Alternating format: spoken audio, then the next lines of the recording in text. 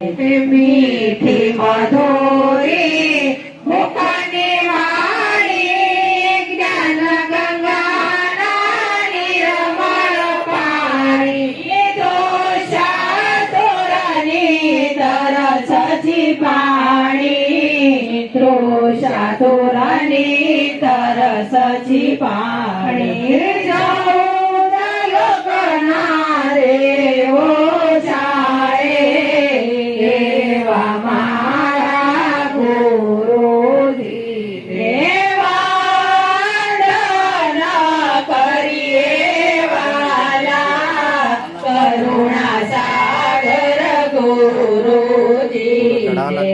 परमेंद्र सागर ज्ञानाच करिया शरत बाणायुरमा ठरिया रणछोड बांधे मळिया रणछोड ऋणानो बांधे मळिया प्रेमी जनो सौ पाए लागो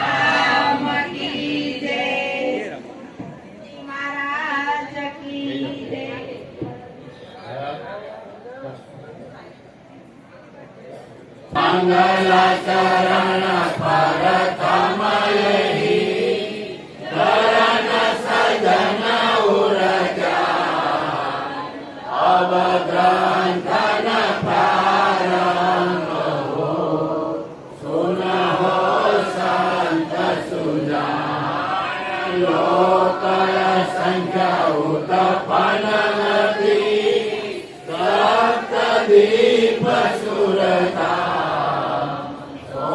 सब ग्रंथ में भाग हो विविध बात गुणगान सकल अंग भिन्न भिन्न गति अर्थ बोध शुभ कुबेर करके कहो संशय हरण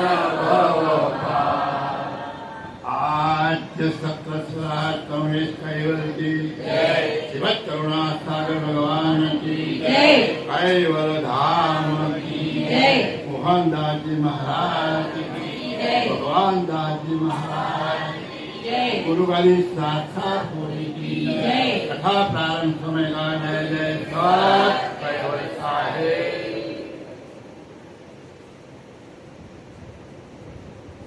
सत कैवल साहेब सत कैवल साहेब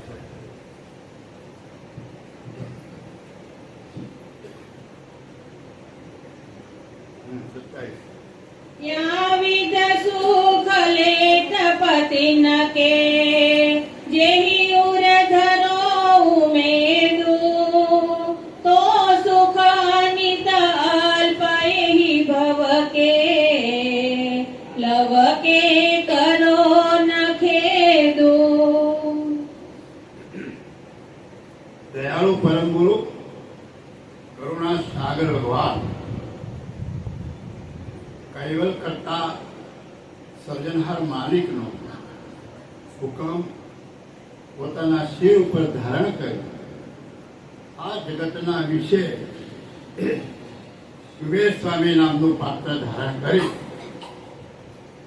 સારથાની અંદર પ્રગટ થઈ 105 વર્ષનું આયુષ ભોગવી જ્ઞાન સંપ્રદાય અને સકર્તા સિદ્ધાંતની સ્થાપના અને 15 ગ્રંથોની રચના કરી.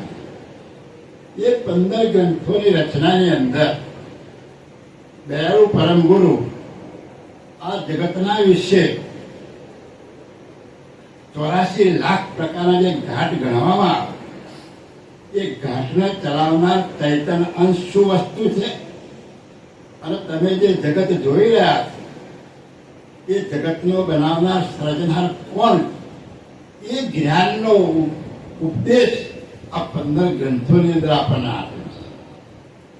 તો આ વિશ્વના વિધ્વંસ નિધિની અંદર જે આપણે સતત આ ગ્રંથ ચાલી રહ્યો છે એમાં જે 21મો અંક ચાલે છે એમાં માલિક પ્રત્યેનો જે ભાવ કેવો હોવો જોઈએ, કેવા ભાવથી તમને સર્જનહાર પ્રાપ્ત થાય એ વિશેની રચનાની અંદર એ વિશેની જ્ઞાનની કથની કરતા દયાળુ પરમ ગુરુ આપણને સમજાવે તો ત્યાં વિધિ સુખ લેન પતિને કે જેહી ઉર ધરો ઉમેદુ તો સુખ અનિત અલ્પ એહી ભાવ કે લવ કે કરો ન લેવું. જો તમારે જગતના સર્જનહારને પ્રાપ્ત કરવા હોય,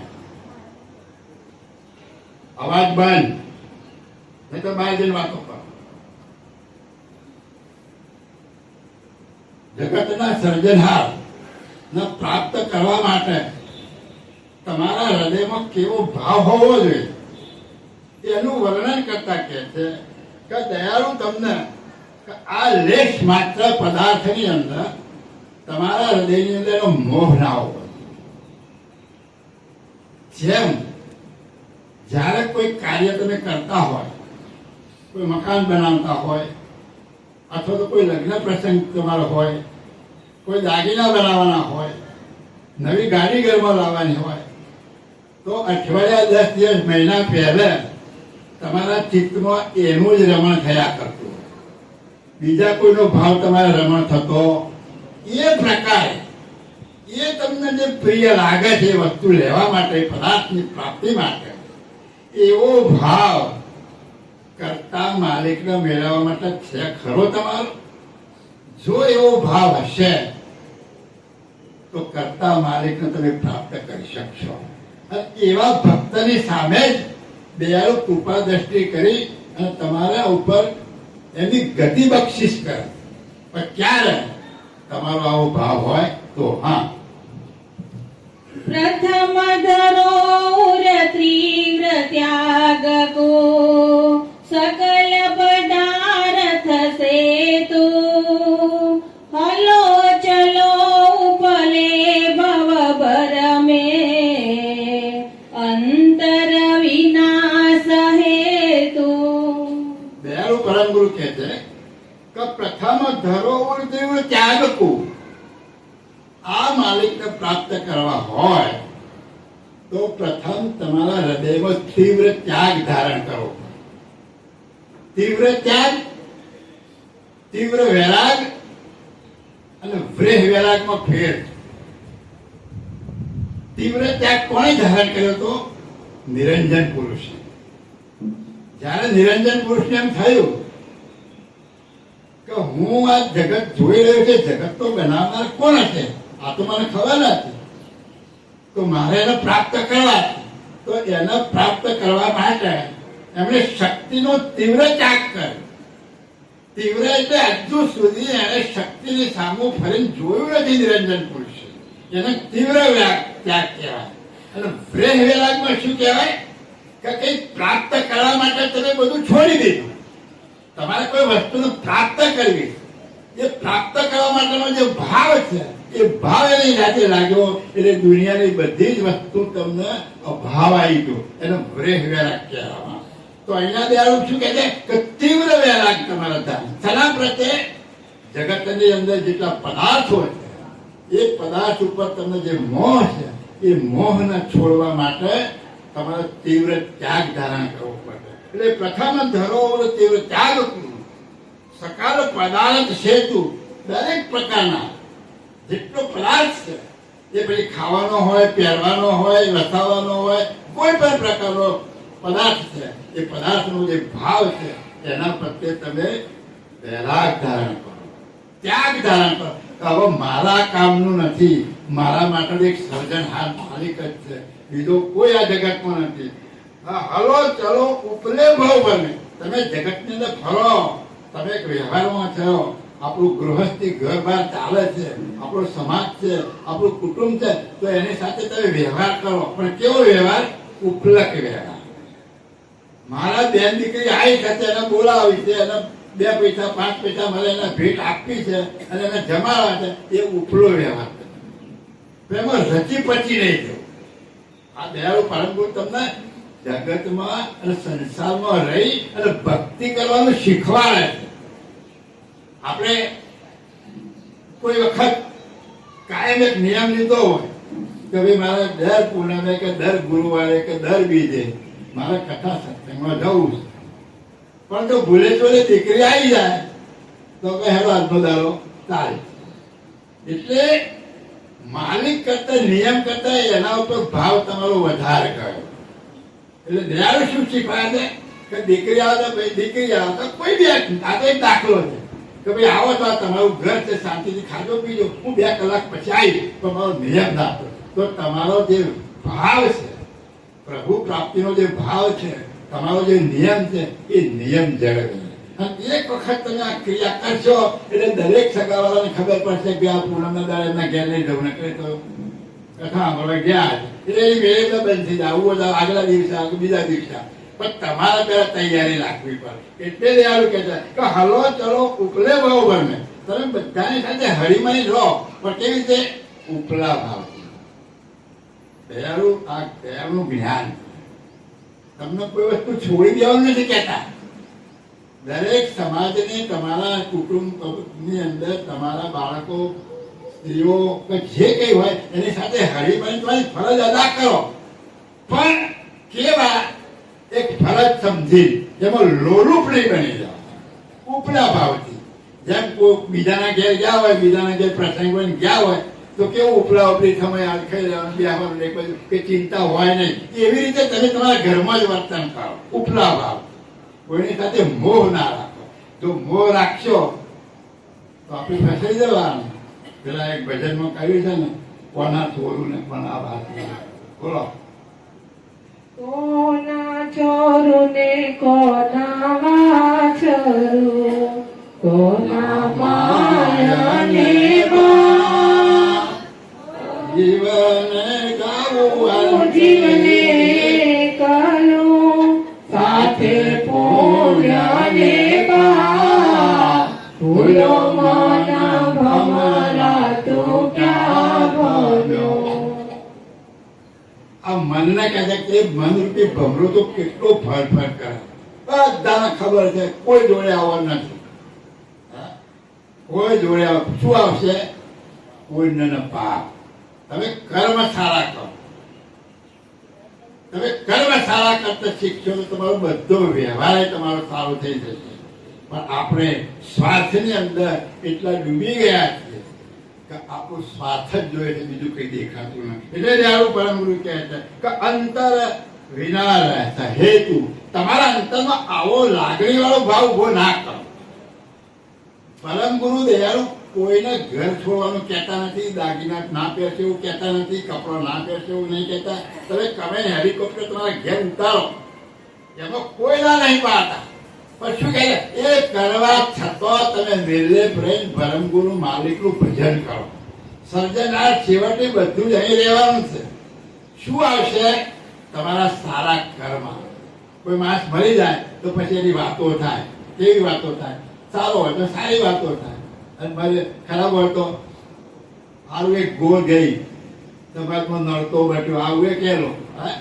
પણ ક્યારે એના કર્મ એવા હોય ત્યારે. એટલે દયાળુ કહે છે કે તમે આ ભાવથી રહો. હા, જો કોઈ ભાવ ધરત આપની પર અંતરઘાત કરન કે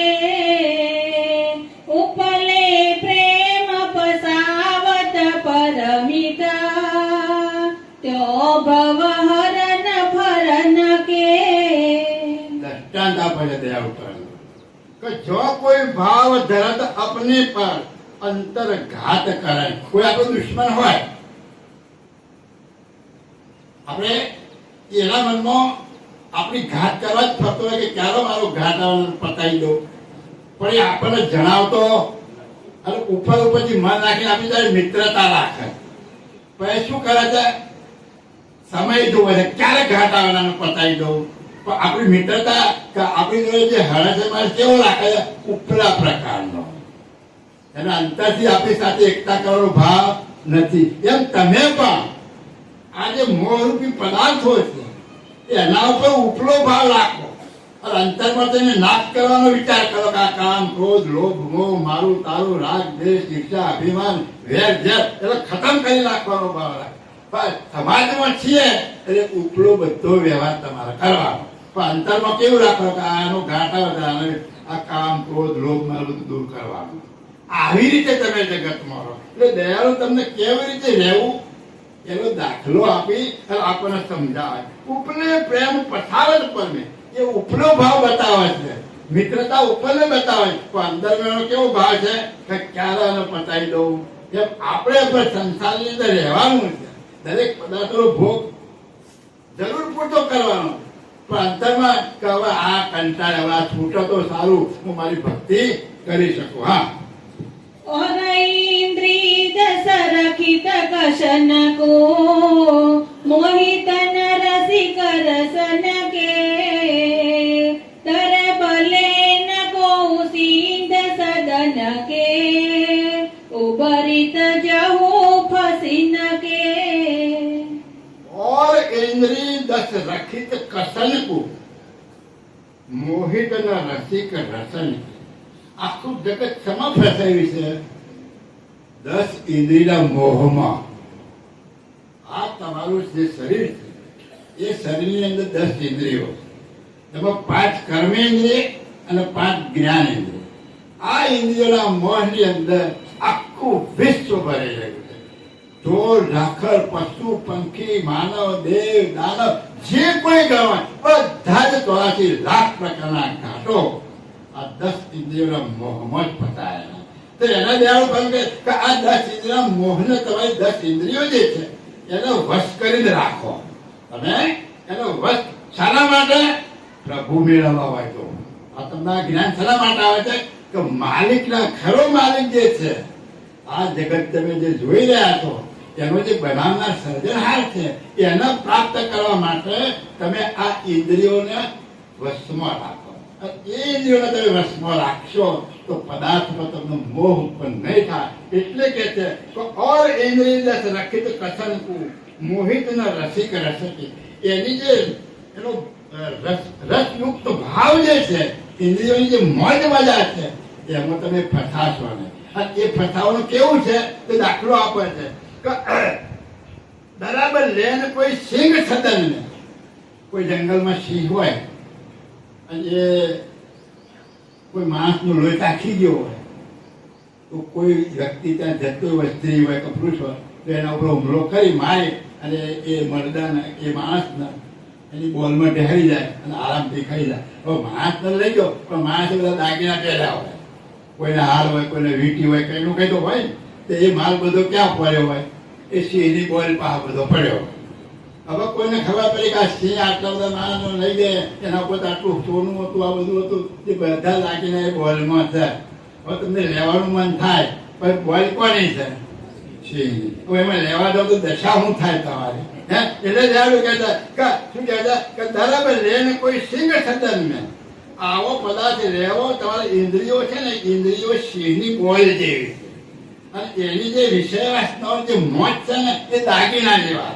આ દાગીના લેવા માટે તમે ઇન્દ્રિયનો ઉપયોગ કરો તો સિંહની બોલમાં જવા જેવું છે. તો કે શું કે છે ઉભરી તો જવું ને ખરી ને કે એમાં જેવો કોઈ પાછો આવો ખરો?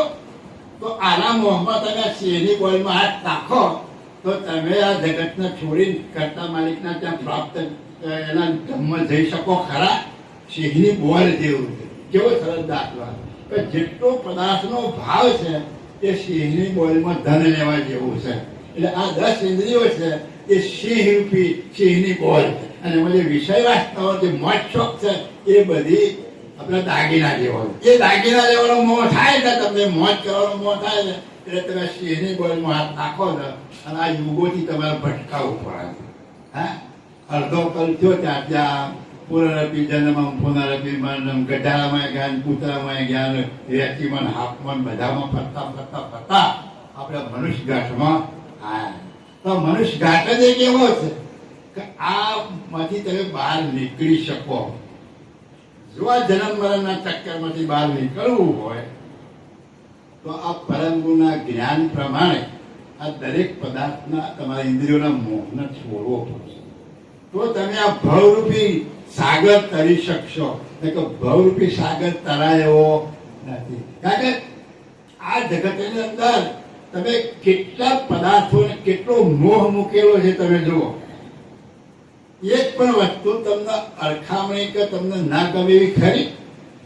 આપણે હંસ તાલેવાની અંદર પહેલા જન્મ લખી નાખી કે મા તને તાત સુખ ભ્રાતને ભારજા કુટુંબ પરિવારને લાલ લાગી ઇન્દ્રિય સ્વાદને કારણે આપનું આપ ક્યાં ભૂલી ગયો ભાગી.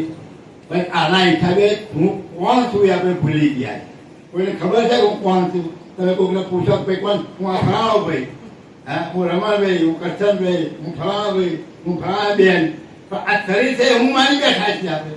પણ આ શરીરમાં ચલાવનાર જીવ છે તું કોણ છે એ કોઈને ખબર નહીં. કોઈ માણસ મરી ગયા બીમાર હોય જોવા ગયા હોય કપાત કરે બધું પડેલું હોય તો ઓળખતો ના જાય અને મરી જાય.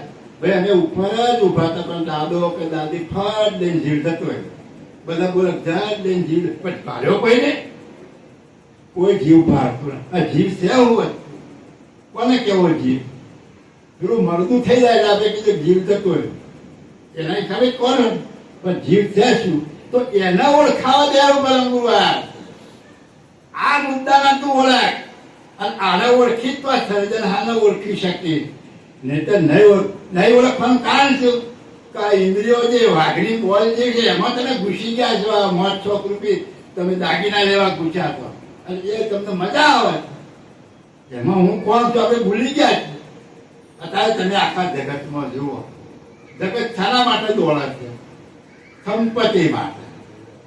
ક્યાંય પણ જુઓ સંપત્તિ સિવાય કોઈને કશું જોઈતું જ નથી. તમે હવારે રોડ ઉપર ઉભા હો ને તો જે જેને માનતો હોય કોઈ હનુમાનજીના મંદિરમાં, કોઈ રામના, કોઈ કૃષ્ણના, કોઈ માતાજીના દરેક સવારે જાય છે. ઘરમાં દીવો બત્તી કરીને પગે લાગે તો પગે લાગીને શું માગે? સારું કરજો, હાજા તાજા રાખજો અને દીકરીને સારો ઘરવાળો મળે કે છોકરાને ધંધો મળે કે ના થતો તો હગું થાય આવું બધું જ માગવાનું. કોઈ એમ કહે છે કે મારું કલ્યાણ થાય હું ભગવાનના ઘેર જઈને લઈ જાઉં. ના, ભગવાનના ઘેર તો ઊંઘ્યો પેલો છેલ્લી ગરી હોય અને પેલો દાખલો છે કે એક ડોશીમાં મરવા પડ્યો હતો અને ભગવાન તો ચાવથી મારું પત્તું ખોલ ને મારું પત્તું ખોલ.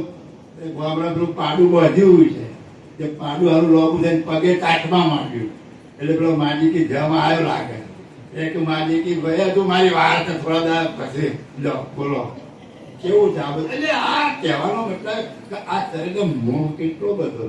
એટલે દયાળુ કહે છે કે તમે આ રીતે વર્તન કરો અને તમને પ્રભુ પ્રાપ્તિ કરવી હોય તો તમે બધું ખાઓ પીઓ મોજશોખથી દયાળુ ના પાડતા જ નહીં. પણ એની લિમિટ એનું તમારું જે કહેવાનું કે હકનું હોય એટલું લો. હકનું ખાઓ, હકનું પીવો, હકનું કામ કરો, હકનું માગો, હકથી જીવો થાય. પણ આપણને તો રાત દિવસ કથા વાર્તા હોવાનું મન ના થાય. કોઈની નિંદા કરી હોય તો કાનમાં મોઢું ગાળીને એકબીજાને પૂછપૂછ કરીએ અને એમાં એટલો બધો આનંદ આવે ને બહેનો નથી કે એની વાત ના કરે. કદાચ રોધવાનું પડ્યું ઘરવાળો આવે કે તો મોડું થઈ ગયું છે પાછા મોડું થઈ ગયું પેલું પૂછપૂછ કરવામાં મોડું થઈ ગયું. એટલે દયાળુ કહેતા કે તમને આમાં કેટલું મોજ આવી ગઈ છે કે તમે આ સંસાર સાગરમાંથી કઈ રીતે કરી શકશો. દયાળુ કેટલું તમને સમજાવે છે. પણ આ જગત કેવું છે ને તો સમજી શકે એવું જ નહીં. કેમ કે મોજ પેલામાં હા હવે ભગવાનના ઘેર તો કેરીઓ હશી નહીં હોય એવું ખબર. કેસર કેરી હોય કે હાફૂસ કેરી ના હોય ખબર. ગુલાબજાંબુ ના હોય, આઈસ્ક્રીમ ના હોય, એટલે આ મોજ ચા ના હોય એવું માનતા હશે ને. પણ જે ભક્તો થઈ ગયા તો એવું કહે છે કે તેના જેવો આનંદ નહીં નથી. એ તો પ્રત્યક્ષ દાખલા છે કે એ ઘડીના છઠ્ઠા ભાગમાં રાજપાટ છોડીને જતા રહ્યા. હે? ઘડીના છઠ્ઠા ભાગમાં રાજપાટ છોડી જાય. આપણે ઝૂંપડોથી તો એ નહીં થોડા ભણુલખ માળવાનો ધણી ભરતુવરી થોડી હેડવા માંડ્યો.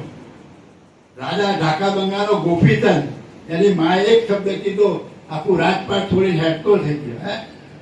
રાજા રામના એની કઈ માતાએ કીધું કે મારા છોકરાને રાજગાદીને રામનો વનવાસ. ઓહો, બહુ સારું થયું માં તમે આવું માંગ્યું. હું જંગલમાં જઈને પ્રભુની સેવા કરી અને અત્યારે તો ધોકા લેવામાં આવે તો આવું કેમ કીધું? મારું રાજ તું હાલો લઈ જાય.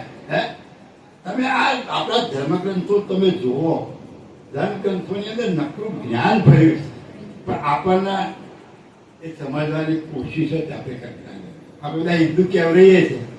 કેટલાના ઘરમાં ગીતા છે, કેટલાના ઘરમાં રામાયણ છે, કેટલાના ઘરમાં મહાભારત છે, વાંચે છે. કેજો આપણે સંપ્રદાયમાં જઈને આવ્યા છે જ્ઞાન એમનો પૂછજો કેટલાના ઘરમાં બધા ગ્રંથો છે અને કેટલું વાંચો છો. એમને લઈ લેવું છે. પરંપરા એક પેટ ભરવા માટે કેટલી હવાથી 7 વાગ્યાથી 7 વાગે બિચારા પુરુષો ઘેર આવે છે અને મહિનો પગાર આવે એમાં જલસા કરીએ. તો પેટ ભરવા માટે આટલી મહેનત કરવાની હોય તો પરમપદ માટે મહેનત હોય કે ના હોય? એમને મળી જાય. પણ બધાને એમને એટલે દયાળુ કહે છે કે તમે આ રીતે રહો. હું તમને શીખવાડું છું કે તમે સર્જનહાર માલિકના ખોળામાં તમને લઈ જાઉં, પણ ક્યારે મારા વચનોને તમે માનો તો. હા, ઇન્દ્રી સિંહની તન છિદ્ર ગુહાયન વિષેદર ભજિન હેતો શંકર આદ્ય મોહિત ભવ ભર મે કોણ નહીં ભયે ભજે તો. ઇન્દ્રિય સિંહની તન છેદ ગુહાયન વિશે દરબજીનું જ્ઞાન. એટલે આ ઇન્દ્રિયો જે છે એ વાઘની કે સિંહની બોલ જેવું છે અને વિષય દરબજીનું જ્ઞાન. અને એ જે વિષય વાસનાઓ છે એ ધન જેવી છે અને એ વિષય વાસનામાં જશો તો સિંહની બોલમાં ભરાઈ રહેવાનું થાય એવું છે. તો દયાળ શું કહે છે કે આવા કેટલા ભર્યા? તો કે શંકર આજ મોહિત બહુ ભરમે. શંકર જેવા શંકરે ભરાઈ ગયા. જો બોલો તો પેલા આપણી કિંમત થાય ખરી? કોઈને એમ થાય ભાઈ શંકર આમાં ભરાઈ ગયા તો શંકર ભગવાન આપણે ત્રિલોકના નાથ કહીએ ને તો પેલી પાર્વતી ભીરડી બની ગઈ પરીક્ષા લેવા માટે. તો શંકર ભગવાન ખબર ના પડે કે મારી પાર્વતી છે? ના, એ ભૂલી જાય. આ તો ભીરડીના મોંમાં શંકરે ફરી પડ્યા. એટલે કહે શંકર આજ મોહિત બહુ. આવા તો કેટલાય મહાપુરુષોમાં ભરાઈ ગયા. વિશ્વામિત્ર પેલી મેનકામાં ભરાઈ ગયા. પેલા ઇન્દ્ર રાજા પેલા અહલ્યાના ઘેર જતા. પેલી તુલસીનો વિવાહ કરાવ્યો. શું છે પેલી વંદા? વિષ્ણુ ભગવાન વળી જલંધરનું રૂપ ધારણ કરી. આવા મોટા ભરાઈ પડ્યા છે તો તમારો ના મારો ક્લાસ કયો? તમે જુઓ તો ખરા દેવ બ્રહ્મરૂપ કેવા દાખલા આપે કે તમે ચેતી જાઓ. આવાય મરી ગયા તો તમારો શું ક્લાસ છે? પણ તમે આ જ્ઞાન સંપ્રદાયમાં આવ્યા છો, તમે મારો બોધ લીધો છે, તમે મારા ગ્રંથોનો અભ્યાસ કરો છે અને મારું તમે કયું માનશો તો હું તમને સર્જનહાર સાથે એકતા કરાવી દઈશ અને તમારું શું સ્વરૂપ છે એ હું તમને જણાવું, એવું જ્ઞાન આપું છું. પણ ક્યારે એમના વચનોનું તમે પાલન કરો તો. હવે આપણે બીજાને જેવું જ કરીએ છીએ. શું કરીએ છીએ? એ આપણે દીવો અગરબત્તી કરીને આરતી કરે હે ભગવાન મને લઈ જશે. મેળ પડે? ના પડે. મેળ બરાબર છે. એ કરો દીવો અગરબત્તી કેમ જે પ્રાર્થના કરે ખરી. અને કરીને પછી જે કહ્યું છે કે તમારે લક્ષ્ય ભજન કરવાનું, એ લક્ષ્ય ભજનમાં દો. પેલો પ્રાર્થના કરી દો અને એ પ્રાર્થના કરી ઉરમાં ભાવ ધારણ કરો. અને એ ભાવ ધારણ કરી અને દયાળુ જે લક્ષ્ય બતાવ્યો છે એ લક્ષ્ય ઉપર તમારી સુરતામાં જવા દો. એ સુરતા જાય, એ સુરતા ત્યાં જાય અને એ પદને સ્પર્શ કરે તો તમે તમારા સ્વરૂપે થઈ શકો. બાકી સ્વરૂપે થવા એવું જ નથી. સ્વરૂપે થવું કેવી રીતે? તમને ભાલ તિલક આપ્યું છે, નિશાની છે, છનું આપ્યું છે. ભાલ તિલક છે શું? બધા ઘણા કહે કે આ લીટો ઉભો કેમ કરો તમે આણી વાળો? હવે એને લીટો દેખાતો હોય, અને લીટો દેખાતો હોય, પણ ખરેખર જે સમજતો હોય એને જ્ઞાનની સમજ પડે કે તમારી સુરતાને અણીવાળી કરવાની. કેવી કરવાની છે? અનિવાર્ય. અનિવાર્ય એટલે અત્યારે તમારી સુરતામાં આખું જગત ભરાઈ ગયું. દીકરો, દીકરાની વહુ, ગુનો ને હગા ને વાસા ને માસી ને મામા ને કાકા ને ઘર ને બાર ને હવેલી ને ગાડીઓ ને બંગલા બધું તમારી સુરતામાં આપણી સુરતા પોળી થઈ જઈ. હવે એ સુરતાના તમારે એક પ્રદેશમાં લઈ જઈને કેવી કરવી? કાયમ આપણે દાખલો આપીએ છીએ પેલા કૌરવ પાંડવોનો. કપિલાને બાણ ચડાવીને કીધું તને શું દેખાય છે? કે મને એ ચકલીની આંખ સિવાય બીજું કશું દેખાતું. તો એની સુરતા કેવી થઈ? આણી વાળી છે. તો પછી ધનુષ બાણ છોડે તેની આંખને વિધક ના આવી છે. તો હવે તમારી સુરતા આવી અણીવાળી થઈ છે. અને અણીવાળી થઈ હોય તો તમારા સ્વરૂપ સિવાય બીજું કોઈ ભાડે નહીં. હે? તો આપણે આખી જગત ભાળીએ છીએ. તો પછી આપણે સુરતામાં ક્યાંથી મેળ પડે? એટલે દયાળુ આપણને જ્ઞાન બોધ આપી અને શીખવાડે કે તારે જો ભક્તિ કરવી હોય, આ જગતમાંથી બહાર નીકળવું હોય, તો હું જે બોધ આપું છું એ બોધને ગ્રહણ કર. આપણે ઘણા કહે છે, બરાબર, જ્ઞાની પુરુષો કહે છે કે પરમ ગુરુના શરણમાં ગયા વગર તમારું કલ્યાણ નહીં. તો આપણે પરમ ગુરુના શરણમાં નહીં આવ્યા? કંઠી ઉપદેશ લીધો ને એનો બોધ મળ્યો, પરમ ગુરુના શરણમાં તમે ગયા. તો હવે શરણમાં સ્થિર છો કે નહીં એ જોવાનું. તમે શરણમાં રહ્યા છો કે શરણની બહાર જતા રહ્યા? હવે શરણમાં રહેવું હોય તો શું કરવાનું? આ એમણે જે જ્ઞાન આપ્યું છે એ જ્ઞાન પ્રમાણે રહેણી ચેનમાં રહી અને સતત એનો ભજનમાં તમારે રહેવાનું.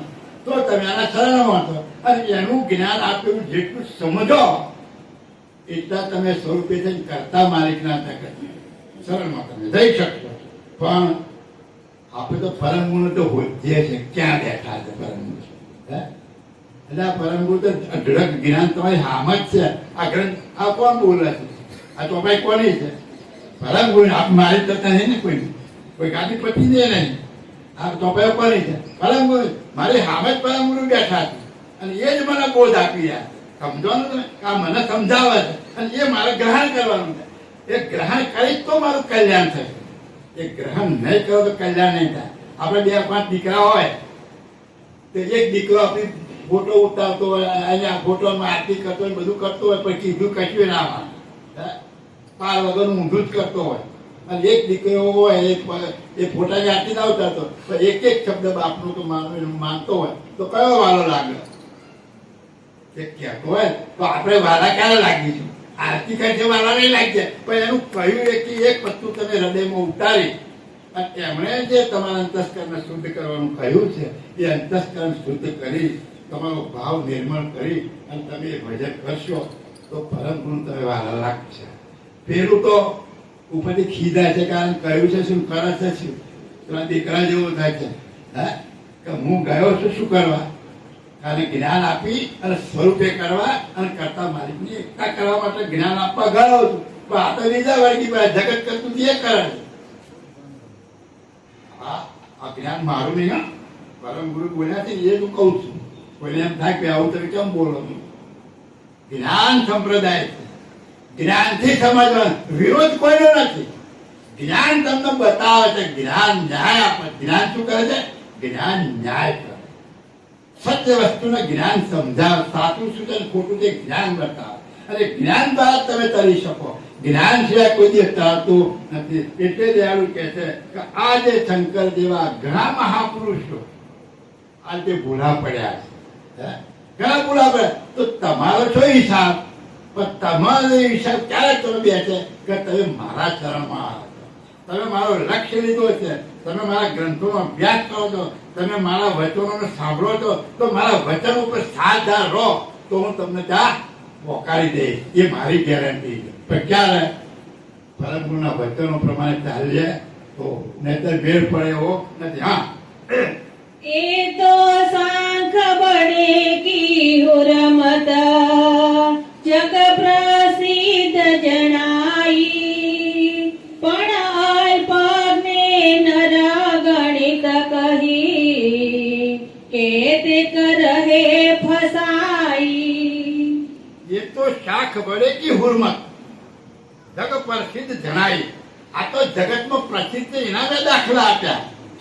બાકી અલ્પજ્ઞ મારા તમારા જેવા સામાન્ય માણસો કેટલામાં તણાઈ ગયા. આ વાસનાઓમાં જગતના મોહ શોખમાં, ખાવામાં પીવામાં બધામાં કેટલું આખું જગત તને ગયું. હું એ કેટલાય તમને વાતો સમજાવું. આ તો જે મહાન પ્રસિદ્ધ પુરુષો છે એમની વાતનો તમને દાખલો આપું છું કે આવા પુરુષો પણ આની અંદર ઇન્દ્રિયોની વાસનામાં તરાઈ ગયા છે. તો આપણે તો એક સામાન્ય માણસ છીએ. આપણું ગજુ કેટલું, પણ ગજુ કોણ, આ તાકાત કોણ આપે છે? પરમ ગુરુનું જ્ઞાન તમને તાકાત આપે છે કે એ પુરુષો કરતા તમે તાકાતવાન થઈ અને બહાર નીકળી શકશો. એ પુરુષો ભલે ભરાય થયા પણ મારી વાતને સ્વીકાર કરી અને મારી વાતને તમે માનશો અને હું તમને જે જણાવું છું એ લાઈન પર ચાલીને તમે સારધાર તમારા અંતસ્કરણ શુદ્ધ કરી અને પ્રભુ ભક્તિ જો કરશો તો હું ચોક્કસ માલિકના ધામમાં તમને પહોંચાડીશ. હું એટલે દયાળુ કહે છે કે આ તો શાકને ઉપરથી તમને આપ્યું. હવે તમે દરેક ધર્મ ગ્રંથોનું જોઈ જુઓ, જેટલા મતપંથો છે એના બધા જ તમે ગ્રંથો છે અને બધાનું જ્ઞાન તમે તપાસ કરાવી જુઓ છો કે બધા પુરુષો આ રીતે ફસાયેલા. કયો નહીં ફસાયો? એક પુરુષો બધા ફસાયેલા. તો કોણ નથી ફસાયા? ભક્તો નથી ફસાયા. કોણ? નરસિંહ મહેતા, મીરાબાઈ, જેસલ તોરલ, ગંગા શક્તિ પાનભાઈ, આ ભક્તો તરી ગયા. બાકી કથાઓ કરનાર તો રહી ગયા. કથા કરનાર સમજી કે બધો ઘેટો છે ને હું જ મોટો મહાન છું, પણ એ રહી જાય ને ભગત આ સભામાં બેઠેલો હોય ને એ તરી જાય, કારણ કે એને સ્વીકાર્યું. અને કથા કરનાર સમજે કે હા આપણે તો ઠેક પોકી ગયા છે, પછી ના બેડ પડે. પરમ ગુરુનો ત્યાં ન્યાય છે, ત્યાં અન્યાય છે જ નહીં. એટલે ખરેખર તમે પારખી બનો. દયાળુ આ જ્ઞાનથી શું કરે છે?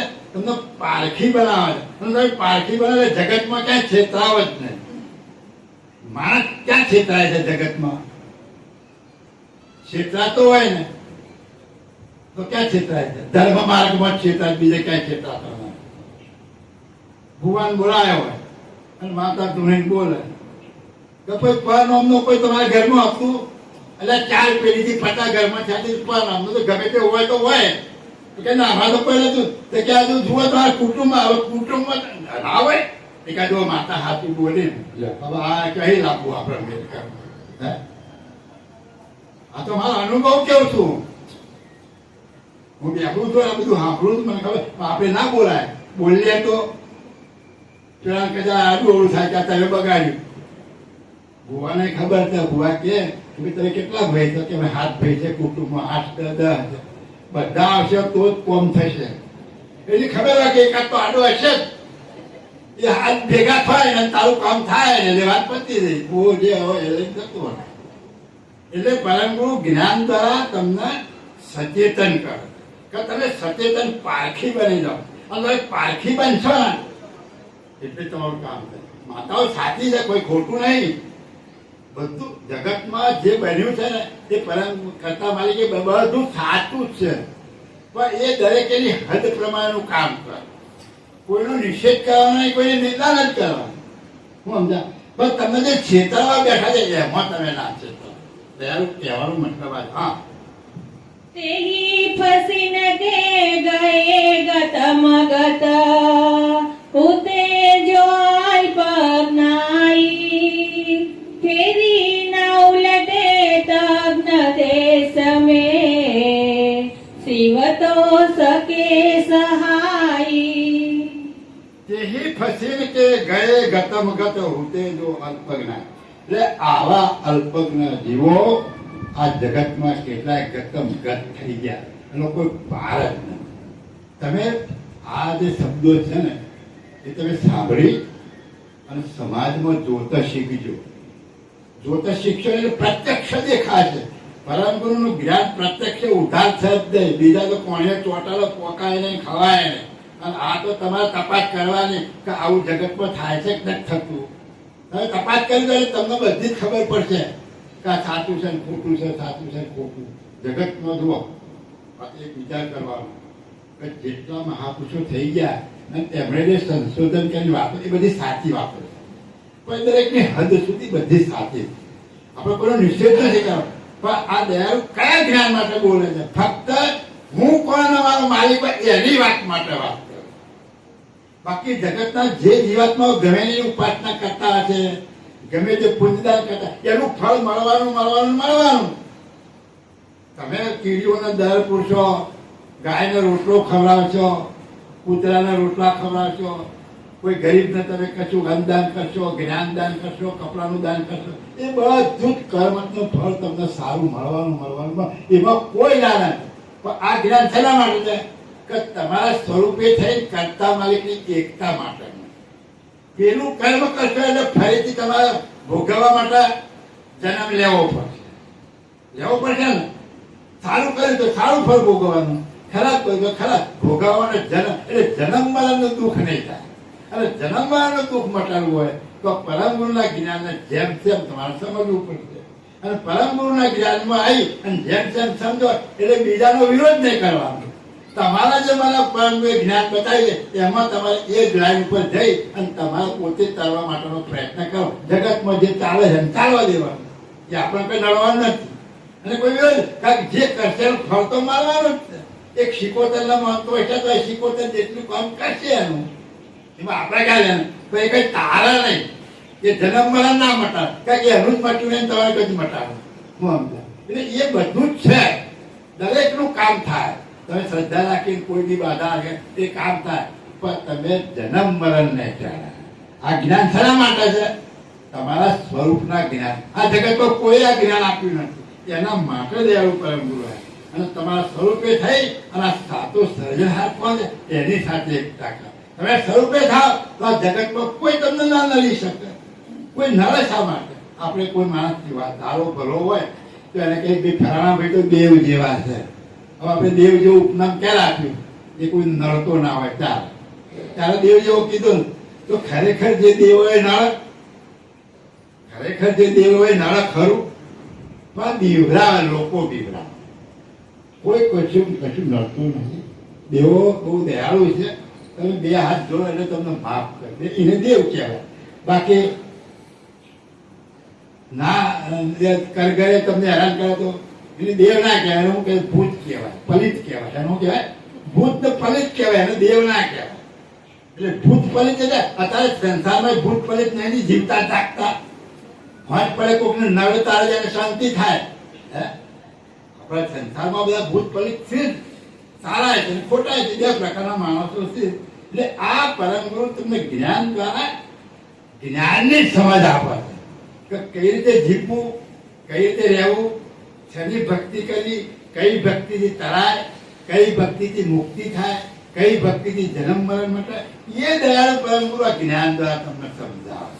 એટલે એ જ્ઞાનને આપણે સમજવા. હા, અલ્પજ્ઞે નરૈહિ હવાલિક જ્યોલ્યો ચિત્ત ભિક્ષુનકો કરિત બટોર રકમ જ્યોત્યો સે ઉબરિત ક્યાં ફેરી તनको.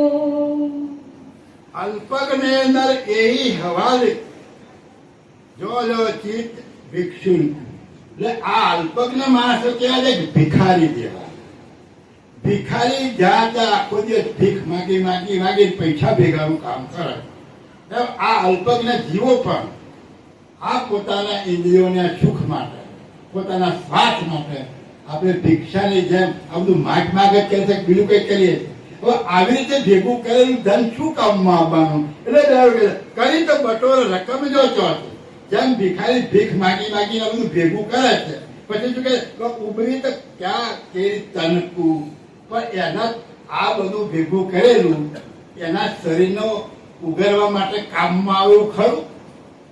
આ શરીર દ્વારા મોક્ષ પ્રાપ્ત કરો, ભગવાન પ્રાપ્ત કરવા કે આત્મજ્ઞાન દ્વારા પોતાના સ્વરૂપનું જ્ઞાન પ્રાપ્ત કરવું, એ આ ભેગું કરેલું ધન કામમાં આવ્યું ખરું?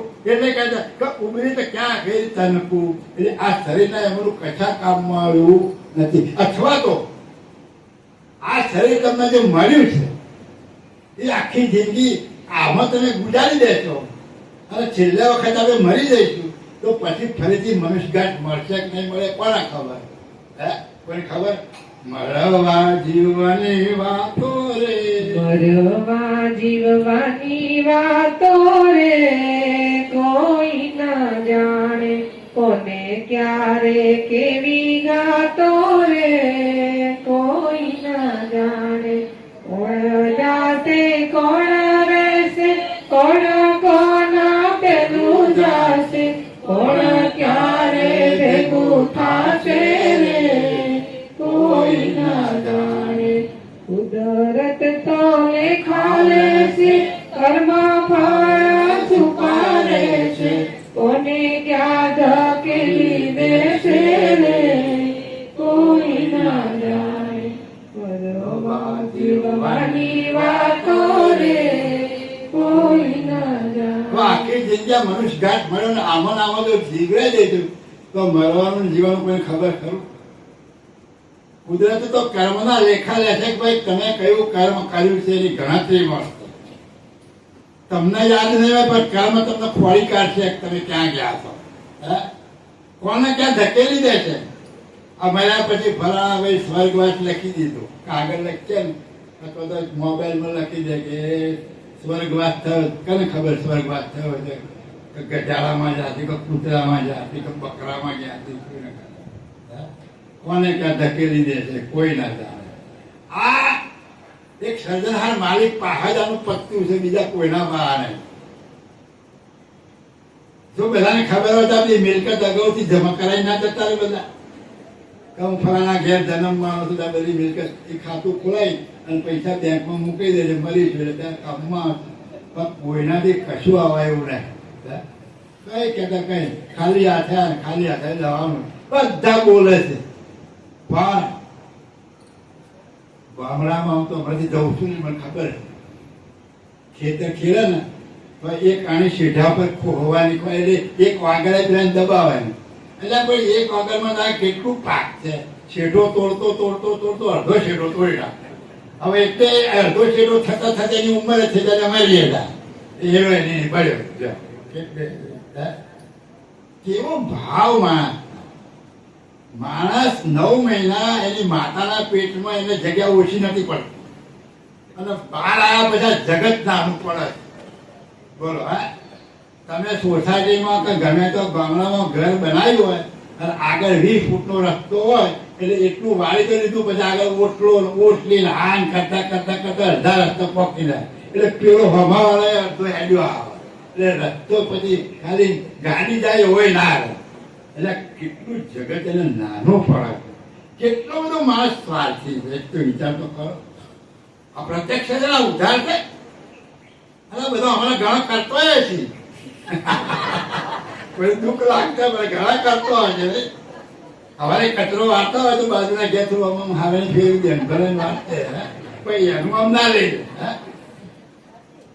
નાની નાની બાબતોમાં તમે જુઓ તો આપણે કેટલી બધી અનીતિ કરીએ છીએ. હવે આપણે અનીતિ કરીએ પછી એ ભગવાન મારું સારું કરી ક્યાંથી કરે ઘણા બધી ખબર છે તું શું કરે મને ખબર પડતી. હે બધી ખબર છે. હવે એના છે કરવા જઈએ તું આ કામ કરે તો તને નારિયેળ વધેરું નકર નહીં. તું મારું કામ કરે તો ઉખડી ચડાવું નકર નહીં. બોલો પહેલા બાંધી દઈએ તો તું આ કામ કઈ પડે તને કર. એટલે એ તો કોઈને આવતો નહીં લેતો નહીં. તારા કર્મ પ્રમાણે તને મળે. પરમ ગુરુનું જ્ઞાન હોય તો તમને ખબર પડે. તમારું હાલે તને કોકને તાપ આવ્યો હોય તો કોક તમને તાપ આવે આલેલું જ મળવાનું, બાકી મળવાનું નથી. એટલે દયાળુ પરમ ગુરુ કહે છે કે આ અલ્પજ્ઞ આ જો ચિત્ત ભેટે એટલે આ ભિખારીના જેમ ચિત્ત છે એમ આપણા બધાના ચિત્ત આ જગતના પદાર્થો ભેગા કરવામાં જ રહ્યા છે. એમાં જ મોહવશ થઈ ગયા છે. હું કોણ કોઈને ખબર જ નથી. આપણા અઘાત બોધની અંદર 83મા અંગની અંદર ખટદર્શી સિદ્ધાંત બતાવ્યો. હે આ ખટદર્શીની અંદર આખું જગત રચપટ થઈ ગઈ છે. આપણે કોણ છીએ આપણે કોઈને ખબર નથી. તું દરબાર છું, પટેલ છું, બ્રાહ્મણ છું, બસ આ જ પગજમાં પૂછી ગયું છે. અને તારી જાત કઈ જાત? જાતિ રે ભાતી નહીં હરી કે દેશમાં હરિ કેરા દેશ માને કાઢવો મરણ વિકાર. માલિક ના તો જાત ભાત છે જ નહીં ન કરે ના કે અહીંયા આપણે હરિજનના મંદિરમાં ના કહેવા દે. હમણાં તો હવે તો બધું ચાલુ થયું છે, પહેલાની વાત છે કે હરિજનના મંદિરમાં ના કહેવા દે, બરાબર. અને એ ઘેર નિવેદ લાઈન બહાર ગોખલો જુદો બનાવે એ ધરે છે, ભગવાન ખાઈ લે. ભગવાન અભરાતા નહીં, આપણે એને કહેવા નહીં દેતા. જો આ કેવું હે? આ પાનભાઈ ગંગા સતી કહે છે કે ભાઈ આ હરિના દરબારમાં તો જાતનું ભાત કશું નહીં. હે? હવે આ તમે ઊભું કરી દે બધું, એ તમે ઊભું કરી દે. હું જબરો કરે કે હું જબરો કરે કે હું જબરો, બસ અમારો આ રકત પગાર જગત થઈ ગયું, મરી જાય કોઈ પત્તોય ના લાગ્યો. ફરીથી મનુષ્ય જન્મ મળશે કે નહીં મળે એ કોઈને ખબર નથી. એટલે ભક્તિ કર્યું હોય તો તમારે ભક્તિ કરવી એના રાખ થઈને રહેવું. ભક્તિ રે કરવી જેને રાત થઈને રહેવું ને મેળવું અંતરનું અભિમાન રે. ભક્તિ એમને ના થાય. આવું તમારું અંતસ્કરણ થયું છે ખરું? આ તો દેખાડો આજુબાજુ કે અમારે પૂનમ માની છે, દર પૂનમ જવાનું એટલે જવાનું અમે નિયમ પાડીએ છીએ. પછી નિયમ પાડ્યા પછી આખો 29 દાડા શું કરો છો તો આપતા. તમારું અંતસ્કરણ શુદ્ધ થયું ખરું? આ એક એક શબ્દો સમજવા જેવા છે. અને આ કોને સમજવા જેવા છે? માણસ. આપણે માણસ છીએ કે નહીં? તમે નિરાજ સંપ્રદાયમાં તમારે જવું હોય ને તો પહેલા માણસ બનાવો. તો આપણે માણસ નહીં એટલે તો માણસ નહીં. કેમ આપણે કોઈને કઈ માણસ થા, માણસ ગજાન કેવું પડે તું ગજારો થા, ગજારો થા કેવું પડે ના. માણસ ને કેવું પડે તું માણસ થા. કેમ? માણસ ને જેવું કૃત્ય ના કરતો તારે કે તું માણસ થા. હે? તો પેલી પ્રતિજ્ઞાઓ લેવડા જૂઠ પ્રપંચ ચોરી આ બધું નહીં કરે એને માણસ કહેવાય. તો ખરેખર આપણે માણસ છીએ? એક બહુ પહેલાના જમાનાની વાત, એક નગર હતું અને એમાં એક બ્રાહ્મણ હતો. બ્રાહ્મણ ગરીબ એટલે આજુબાજુના ગામડામાં જાય તેલ નાખે જે કઈ આવે એનાથી એનું ગુજરાન ચાલે. અને એને 2 દીકરીઓ હતી, બીજો કોઈ વધતા હતો ને. આ રીતે જીવતો હતો. દીકરીઓ ઉંમર લાયક થઈ, પરણાવા જેવી થઈ કે હવે આ પહેણાવા લાયક થઈ. એના ધ્યાનમાં 2 મુરતિયા હતા. પહેણાવું કેવી રીતે? દરરોજ લાવું છું ત્યાં તો ખાઉં છું, તો લગ્ન કરવું કેવી રીતે? એટલે એને વિચાર કર્યો. બ્રાહ્મણ બહુ પવિત્ર હતો. એને પ્રતિજ્ઞા લીધી, ભગવાનના પગે લાગીને કીધું, હે ભગવાન, હું આજે જેના ઘેર જઉં, જે વ્યક્તિને માગણી માગું અને આ મારું કામ થાય તો જ મારે આ દીકરી પહેણાવી, નહીં તો આ કામ ના થાય તો મારા અગ્નિ સંસ્કાર લઈ અને મારા જીવનો ત્યાગ કરી દેવો. આવી ઘેરથી પ્રતિજ્ઞા લઈ અને તો ઉપડ્યો. હવે એને ખબર બધા ગામડામાં જાય એટલે તો એક સરપંચનું ઘર હતું અને સારી એની વ્યાખ્યા હતી, બોલબાલા હતી. એટલે આ તો સીધો એના ઘેર ગયો. આવો મહારાજ, પાથરનું આપ્યું, બેસાડ્યા, પાણી વાણી આપ્યું, થોડી વાર વાતો ચીતો કરી. પછી કહ્યું કે બોલો મહારાજ શું? કે ભાઈ મહારાજ કે પ્રભુ હું એક કામ માટે આવ્યો. તો કયા કામ માટે આવ્યા? કે ભાઈ મારા 2 દીકરી છે, મારી પાસે કોઈ સાધન છે નહીં. મેં તમારું નામ સાંભળ્યું છે, તમારી જાહો જલાલી લોકો તમને સારી રીતે માને છે. તો આ 2 દીકરીને પહેણાવો એટલી સંપત્તિ તમે મને આપો, મારી 2 દીકરીઓને પહેણાઈ આપો તો મારું આ કામ થાય. અને મેં પ્રતિજ્ઞા લીધી કે મારે એક જ જગ્યાએ માગવું, અને જો ના થાય તો મારે અગ્નિ સંસ્કાર કરી આ નદી કિનારે જઈને ફરી મળવું. એવો વિચાર કે પ્રભુ તમે મારી વ્યાખ્યા, મારું નામ સાંભળીને આ તો ખરા, પણ મારા ઘરમાં હું જે મને ખબર છે આ ગાલે રાત મારી લાલ રાખું છું એટલે મારી નામના છે. પણ આપણા પાસે તો મારો છોકરો પહેણાવ પૈસા નહીં, તમને કઈ પહેણાવ? તો કે હવે તારે મારા તો પ્રતિજ્ઞા છે ને તમારી આગળ વાત નાખી, તો જે કરવું એ કરો. હું તો સરપંચ બુદ્ધિશાળી તો ખરો ને, એટલે એને કહ્યું હું ગામમાં ભેગા કરીને ઉઘરાણું કરું કે ઉઘરાણું તમે કરો, મારે નહીં કરવા. પણ તમે કરીને પહેણાવો તો એનો મને વાંચો તો હું કોઈ ના કરવા માગું. તો એને ગામમાં બધાને બોલાયા, પેલા મોકલ્યો માણસને, અને ગામમાં જે અમુક વ્યક્તિઓ 25-50 હોય જેવા ભેગા થઈ ગયા. બિહાર્યા. પછી બોલો સરપંચ કોણ બોલાયા? પછી અમે વાત કરી કે આ ભૂદેવ આવ્યા છે અને આવી એમની માગણી છે અને આવી પ્રતિજ્ઞા છે. એટલે આપણે એનું કામ તો બધા ભેગા થઈને જો ટેકો કરો તો આ બે દીકરીઓને આપણે પરણાવી દઈએ. એટલે એમાં હોય હોય એમાં વાત તો નંગ હોય જ. અને એ નંગ પહેલું જ બોલે કે ભાઈ એની દીકરીમાં આપણે હું લેના દેના, એને પેદા કરી છે પહેલાવો આપણે હું લેના. એટલે બીજા ચાર હોય એ ઉભા થાય. હા ખરી વાત છે. તો કે એને મરી જશે કે મરી જાય જોઈએ કેવું મારાથી જોઈએ જ ખરા. એટલે બોલો. એટલે બીજા હતા બધા ઠંડા થઈ ગયા અને વાત નીકળીને બપોર થઈ ગયા, 4 વાગી ગયા, 5 વાગી ગયા. પેલો કે કામ કરો, લાકડો તો આવો બળી મળું નદી ગમને કિનાર નથી આલ્યો લાકડા કેવો બળે જોઈએ જ ખરા. લાકડા બધા આલ્યો, ઢગલો કર્યો નદી કિનારે, ઉપર ગોઠવ્યું અને ઉપર બેઠો, દિવાળી તાપવાની તૈયારી. અને સાધુ મહાત્મા ત્યાંથી નીકળ્યા. કાલો આખું ગામ જોવે છે, પેલો લાકડા પર બેઠો છે, બળવાની તૈયારી છે શું. એટલે સાધુ ને વળી કુતૂહલ જોડે ત્યાં ગયા. પેલો બેઠો બેઠું કરો બળ મને કે જવા દો મહારાજ બધું પૂરું થઈ ગયું. માં જો તું મરી તો જવું જ છે, તું મરી જા, મને વાંધો નહીં, પણ કહેતો ખરો કરો મને. પછી એનાથી વાત કરી કે આ રીતે મારા થાય. તે એમણે એની જોડીમાં એક શંખ આલ્યો કે શંખમાં ચારે બાજુ જોઈ અને પછી મરી જવું. એટલે એને શંખ આપે એટલે શંખમાં જોયું આમ કરી ચારે બાજુ જોયું. પછી પેલા મારે કે શું દેખાયું તને? કે ગધાડો કૂતરો બળદિયા વાઘ ને આવું બધું દેખાય છે. કે માણસ એ કઈ ના દેખાયો? કે ના માણસ તો મને એ કઈ દેખાતો નહીં. કે માણસ પા માગ ભાઈ, આ તો બધા માણસના રૂપમાં ગાય ભેંસ કૂતરો બનાવવાનો વાઘ નો હાપ ને વેસી જેવા છે. ત્યાં તને સિદ્ધા નહીં દી કે માણસ હોય ને એની પાસે માગ. ક્યારે થાય માણસ? ક્યારે થયો? આપણે માણસ છીએ ખરા? આ સમજવાનું. એટલે મનુષ્ય અવતાર આપણને મળ્યો તો આ મનુષ્ય અવતાર એને ના થવો જોઈએ. આ જગતમાં જ્ઞાન પણ આપવામાં આવે. કોઈ ભેંસો કે ગાયો ભેગો કઈ કોઈ સપ્તાહ કરી, કોઈ ભેગો પુત્રો ભેગો કઈ કોઈ સપ્તાહ કરી, એને હકડવા ભેગો થાય ખરો? હે મનુષ્ય આગળ જ આ જ્ઞાન. કેમ? આ મનુષ્ય ઘાટ જ એક બારી છે. શની બારી?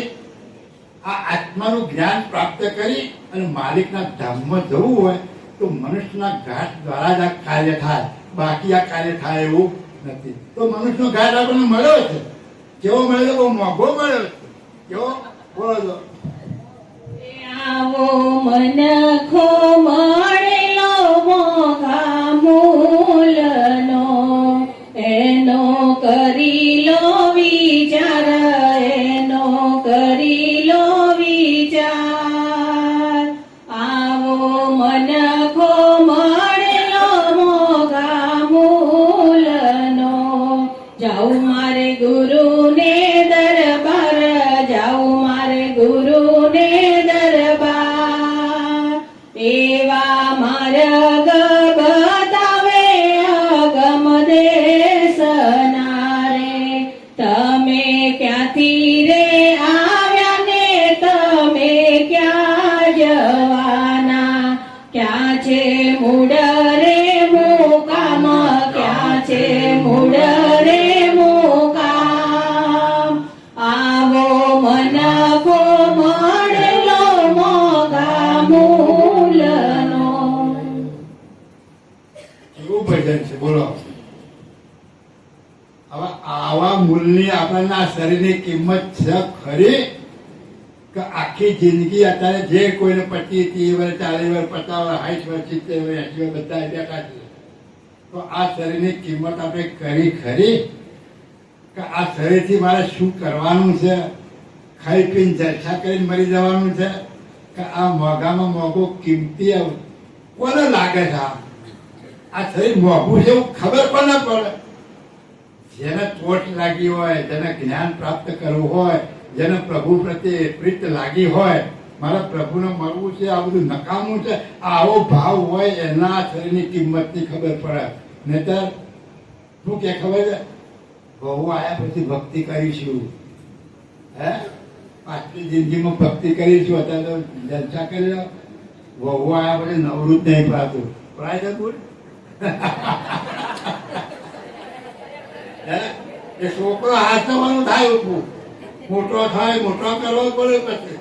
હે દરેક ના બધા એકને ના લાગુ પડે, બધાને લાગુ પડે, મને ને તમને બધા લાગુ પડે.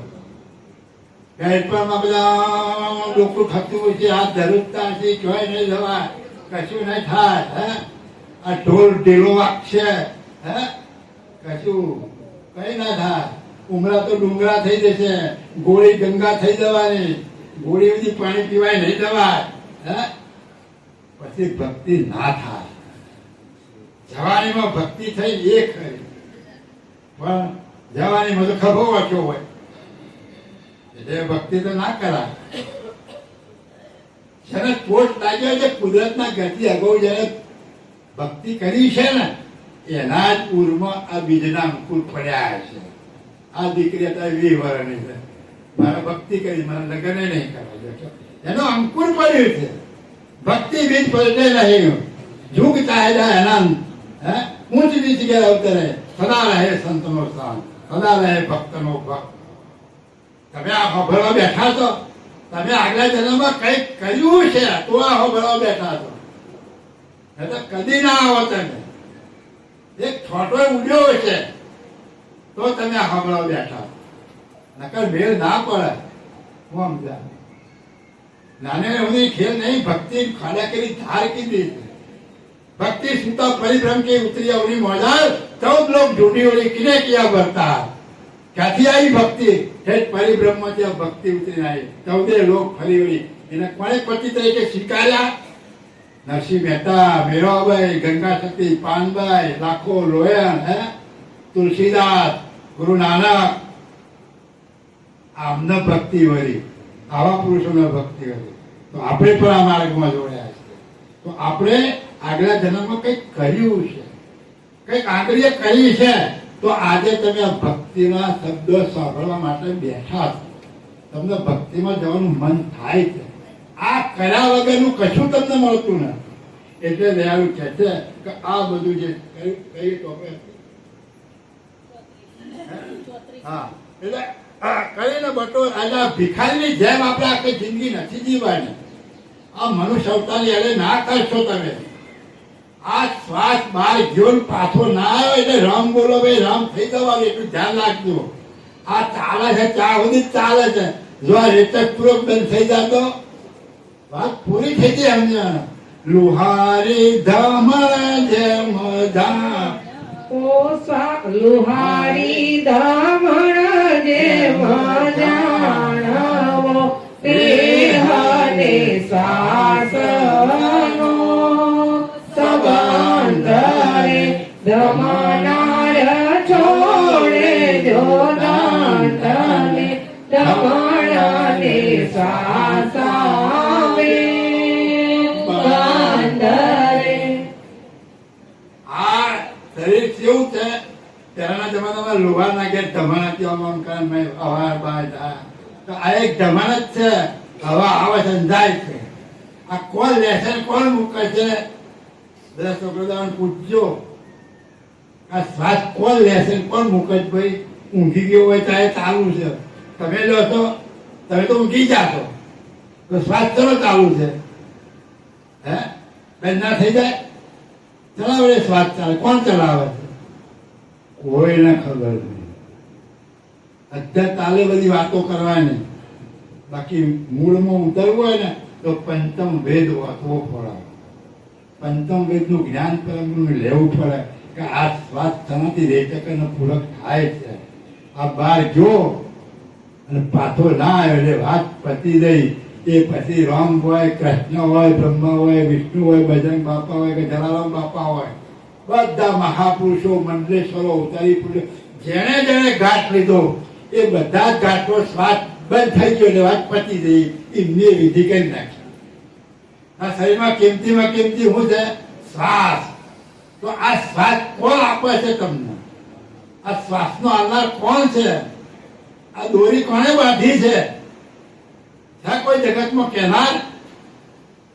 એમને બોલીએ કે જીવન એના હાથમાં છે.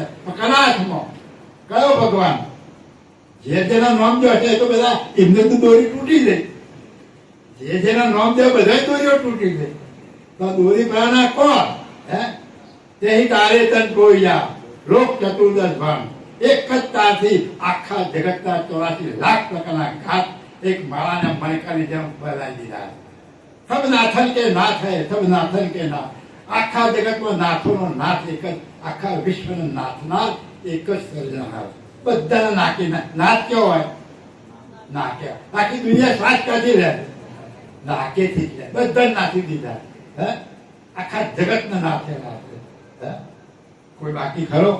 અને શ્વાસ બંધ થઈ જાય એટલે મણકો ખરી પડે. ડફ એ તૂટી હોય એટલે મણકો ખરી પડ્યો. વાત પતી જાય પછી મણકાની કિંમત નહીં, જણાય નહીં. આવી હોય ત્યાં સુધી કિંમત કંઠી છે અને પડી ગયો એટલે પગમાં. બસ એવું જ આપણું ઘાટ છે. પણ આપણે આ મનુષ્યના ઘાટની કિંમત નથી સમજતા. આ ભજનો બધું એ કહે છે તમને. આ બધું ભજન શું કહે છે? કા મનુષ્ય ઘાટ મળ્યો છે વીજળીના ચમકારે. હે વીજળીને ચમકારે મોતીડા કરો પાનભાઈ અચાનક અંધારા થાશે. આ ઉતરે જોતામાં દિવસો વિયારે ગયા પાનભાઈ 21,600 ને કાળ ખાશે. 24 કલાકમાં 21,600 વખત શ્વાસોશ્વાસની ક્રિયા થાય છે. એ તૂટી ગયો એટલે વાત પૂરી. એટલે આ વીજળીનો ચમકારો કોને કીધું? રાતે વીજળી થઈને મોટી પડવો નહીં કહેતા, પણ આ મનુષ્ય ઘાટ મળ્યો છે વીજળીના ચમકારા જેવો છે. તમને અત્યારે લાગશે કે હું લાંબુ જીવવાનું છું, પણ અત્યારે મારે 80 વર્ષ થયા. વિચાર કરો તો આ જતો રહ્યો વીજળીના ચમકારાના જેમ 80 પચી જો ખબર ના પડી એ જતો રહ્યો ને એમાં એ સમયમાં તમારે આ ભજન રૂપી, આ જ્ઞાન રૂપી, મહાપુરુષોના વચન રૂપી, જ્ઞાન રૂપી, લક્ષ રૂપી મોતી પરોવી દેવાનું છે. તો આ ઘાટ મળ્યો છે એ વીજળીના ચમકારા જેવો ક્યારે પતી જશે એનો ખબર નહીં પડે. હે આ ઘાટ ક્યારે પૂરો થઈ જાય ખબર નહીં પડે. કાલ કોણે જોયું? મહાભારતમાં એક દાખલો આવે. એક બ્રાહ્મણ આવ્યો અને એને લગ્ન હતું ને પૈસાની જરૂર હતી. એટલે એમ કે યુધિષ્ઠિર પાસે જવું એટલે મને દાન આપશે એટલે મારું લગ્ન થઈ જશે. એટલે પેલો ભીમ ભેટ કહી ગયો. બોલો ભૂદેવ કે મારે યુધિષ્ઠિર મહારાજ પાસે જવું. કેમ? કે મારી દીકરીના લગ્ન લેવા છે, દાન દક્ષિણા જવા દો. હા જાઓ જાઓ. એટલે પછી યુધિષ્ઠિર પાસે ગયા. એટલે એને વાત કરી. એટલે યુધિષ્ઠિરે કીધું કાલે લઈ જજો. એટલે પેલો બ્રાહ્મણ પાછો વળ્યો. એટલે વારી પાછો ભીમ ભેગો થયો. લઈ જા કે ના મને કાલ કીધું લઈ જા. એટલે ભીમ યુધિષ્ઠિર પાસે ગયા કે પ્રભુ તમે તો ત્રિકાળ જ્ઞાની છો. એટલે યુધિષ્ઠિર કે કેમ ભાઈ ત્રિકાળ જ્ઞાન તમે કે કેમ તમે ત્રિકાળ જ્ઞાની જ છો ને? કે ના ભાઈ હું ત્રિકાળ જ્ઞાન કેમ? પેલો બ્રાહ્મણ આવે તમે ના કીધું કાલ લઈ જાય તો કાલ તમે જીવવાના કે મરી જવાના ખબર ખરી? એટલે બોલો હે કાલે આપણે જીવવાના કોઈને ખબર ના. શ્વાસ કેવો બહાર પાછળ નહીં ખબર જ નથી કોઈને. એટલે દયાળુ કહે છે કે આ વીજળીના ચમકારા આપણે મહાપુરુષો, સંતો પુરુષો આ જગતના જીવાત્માઓને તારવા માટે ઘણું જ્ઞાન આપી ગયા, પણ આપણે પથ્થર ઉપર પાણી દેવું છે. હા બોલો. માટે તન મન રખિત સકલ દ્રઢ સહિત સમાન વિશેષી એક પતિ પદ પાવન જબસે તબસે રહેણ સખેસી. માટે તન મન રખિત સકલ દ્રઢ એટલે તું તન મનથી દ્રઢતા રાખીને રહે. તારું તન અને મન એટલું નિશ્ચયપૂર્વક દ્રઢતા કરી દે. એક પતિને પ્રાપ્ત કરવા છે તો એ પછી તારું મન ડોલવું ના. હા ગંગા સતી બોલે ને, હું બોલે મેરું તો ડગે પણ બોલો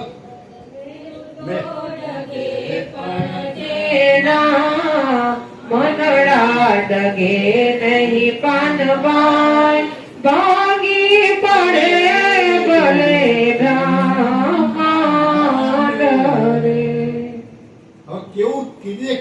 કેવી મહાન બોલ્યા કે મેરુ લાગે. મેરુ એટલે પર્વત. વાવાઝોડું આવે, ગમે એવું ભયંકર વારું આવે, પણ એ કોઈ ડુંગરો ડરે ખરો? પણ શું કહે છે કે ભલે ડુંગરો ડોલે પણ તારું મન ના ડોલવું જોઈએ.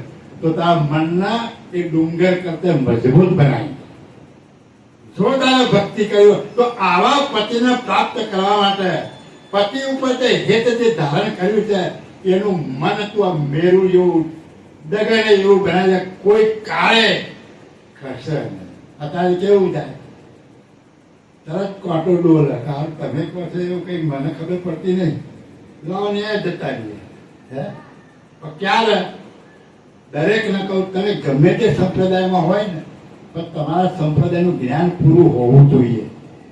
જો પૂરું જ્ઞાન નહીં હોય તો તમારા કદાચ નીચા જ્ઞાન વાળો તમને પાડી દે છે. તર્ક છે ને, તો જેનો તર્ક શ્રેષ્ઠ એ તમને. પણ આ પરમ ગુરુ શું કે ન્યાય સહિત બતાવો.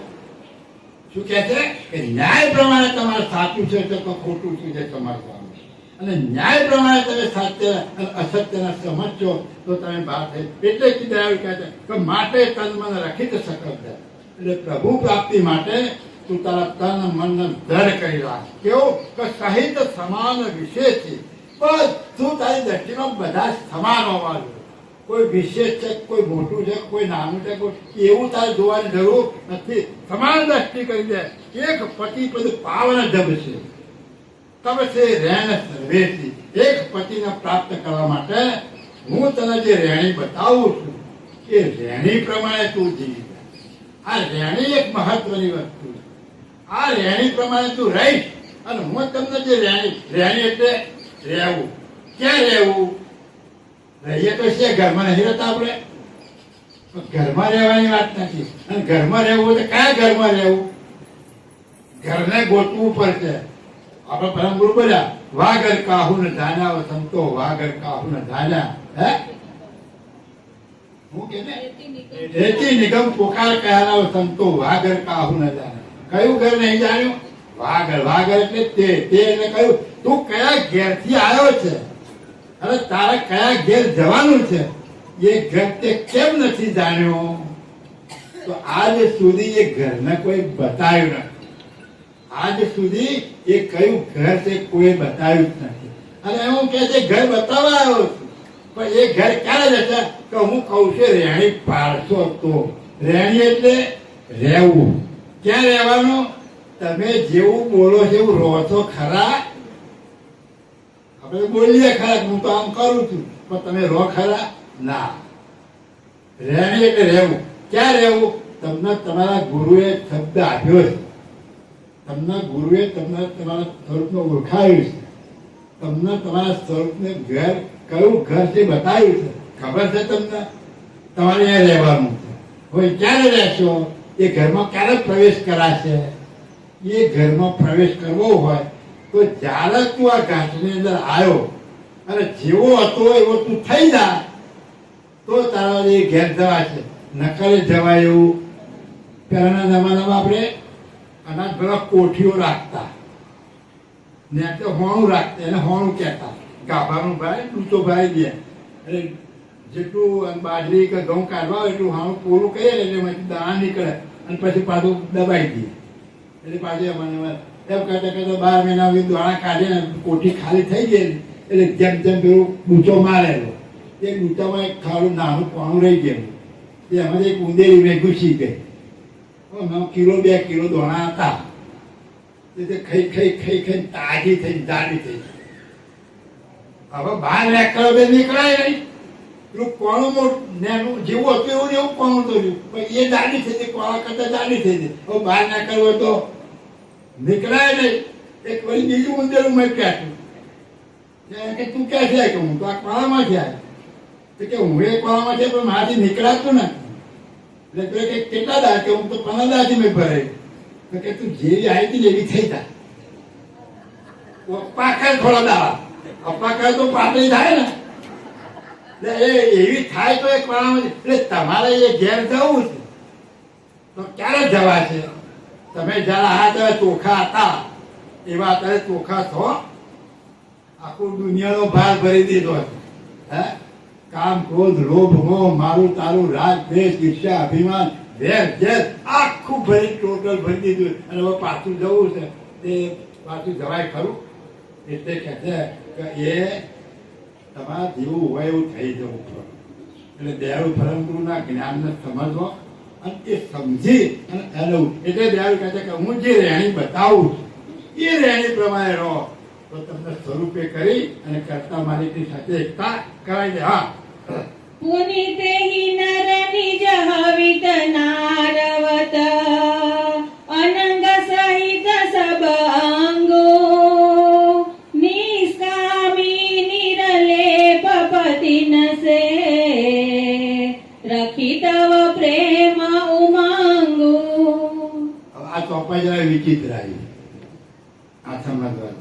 શું કહે છે કે પુનિત હિ નર નિજ હવિત નારવત.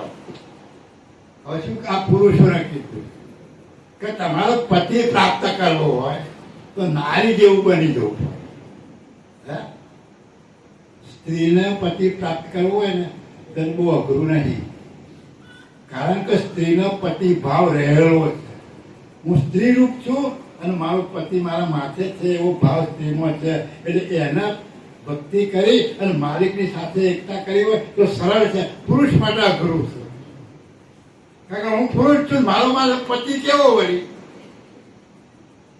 એટલે આ ચોપાઈને સમજવી અઘરી છે કે તમારા ત્યાં શું કહે છે કે પુનિત હિ નર નિજ હવિત નારવત. તમારે નારી જેવો ભાવ ઉભો કરવાનો. પતિના કે મારો પતિ છે, મારો યાર છે, હું એની યારી છું, આવો ભાવ તમારે ઉભો કરો. તો આ ક્યારે કેદાર કરી શકે. એટલે કે પુનિત હિ નર નિજ હવિત નારવત અનંગ સહિત સંબંધ. એટલે તે વાસના રૂપી જે મોહ છે એ મોહને તમારે તજી દેવાનો અને સ્ત્રી રૂપે બની જવાનું કે મારો પતિ છે અને એ પતિને મારે મળવું છે. આવો ભાવ જો તમે કરો અને જો તમે નારી વચ્ચે બની જાઓ તો શું કહે છે કે નિષ્કામી નિર્લેપ પતિ છે રખિતો પ્રેમ વગર. એટલે નિષ્કામ બની જાય, એ કામ વાસના સિવાયનો બની જાય તો કહે છે રખિતો પ્રેમ માંગવું. તો એ પતિનો પ્રેમ પ્રાપ્ત કરવાનો ઉમંગ એનામાં રહે. આ જેમ સ્ત્રીઓ હોય અને એના લગ્ન થાય અને પછી ઘેર જાય પછી એના એક ઉમંગ હોય કે હું પારખ આશરે જઉં મારા પતિને મળું. એ ભાવ એના હોય. તો આવો ભાવ તમને ક્યારે થાય? એ સ્ત્રી વત તમે બનો, એ પતિને પ્રાપ્ત કરવાનો ભાવ આવો ધારણ કરો તો એ ભાવ થાય તો તમને એનો વૈરાગ લાગે કે મારે એનો વિહવળતા તમારામાં કે મારા પતિને મળવું છે. એવો ભાવ દયાળુ દાખલો આપી અને તમને સમજાવે કે આવો ભાવ તમે કેળવ્યો છે. ના કેળવ્યો તો કેળવતા થાવ તો તમે મને આ પતિને હું જે બતાવું છું એને તમે મળી શકે. આ દયાળુ પરમ ગુરુ શબ્દે શબ્દે તમને માલિકની સાથે કેમ પ્રાપ્ત મળવું, એના હેત પ્રેમ કેમ રાખવો એ દાખલા દર્શિત આપી અને તમને સમજાવવાનો પ્રયત્ન કરી રહ્યા.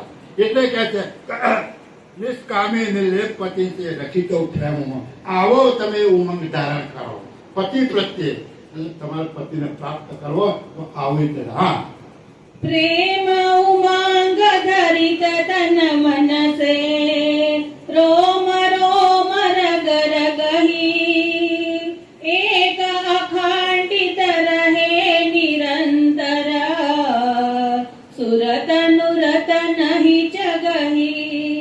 પ્રેમ ઉમંગ ધરિત તન મન છે. આ પતિને પ્રાપ્ત કરવા માટે તમારામાં આવો ઉમંગ ધારણ કરો, આવો પ્રેમ ધારણ કરો.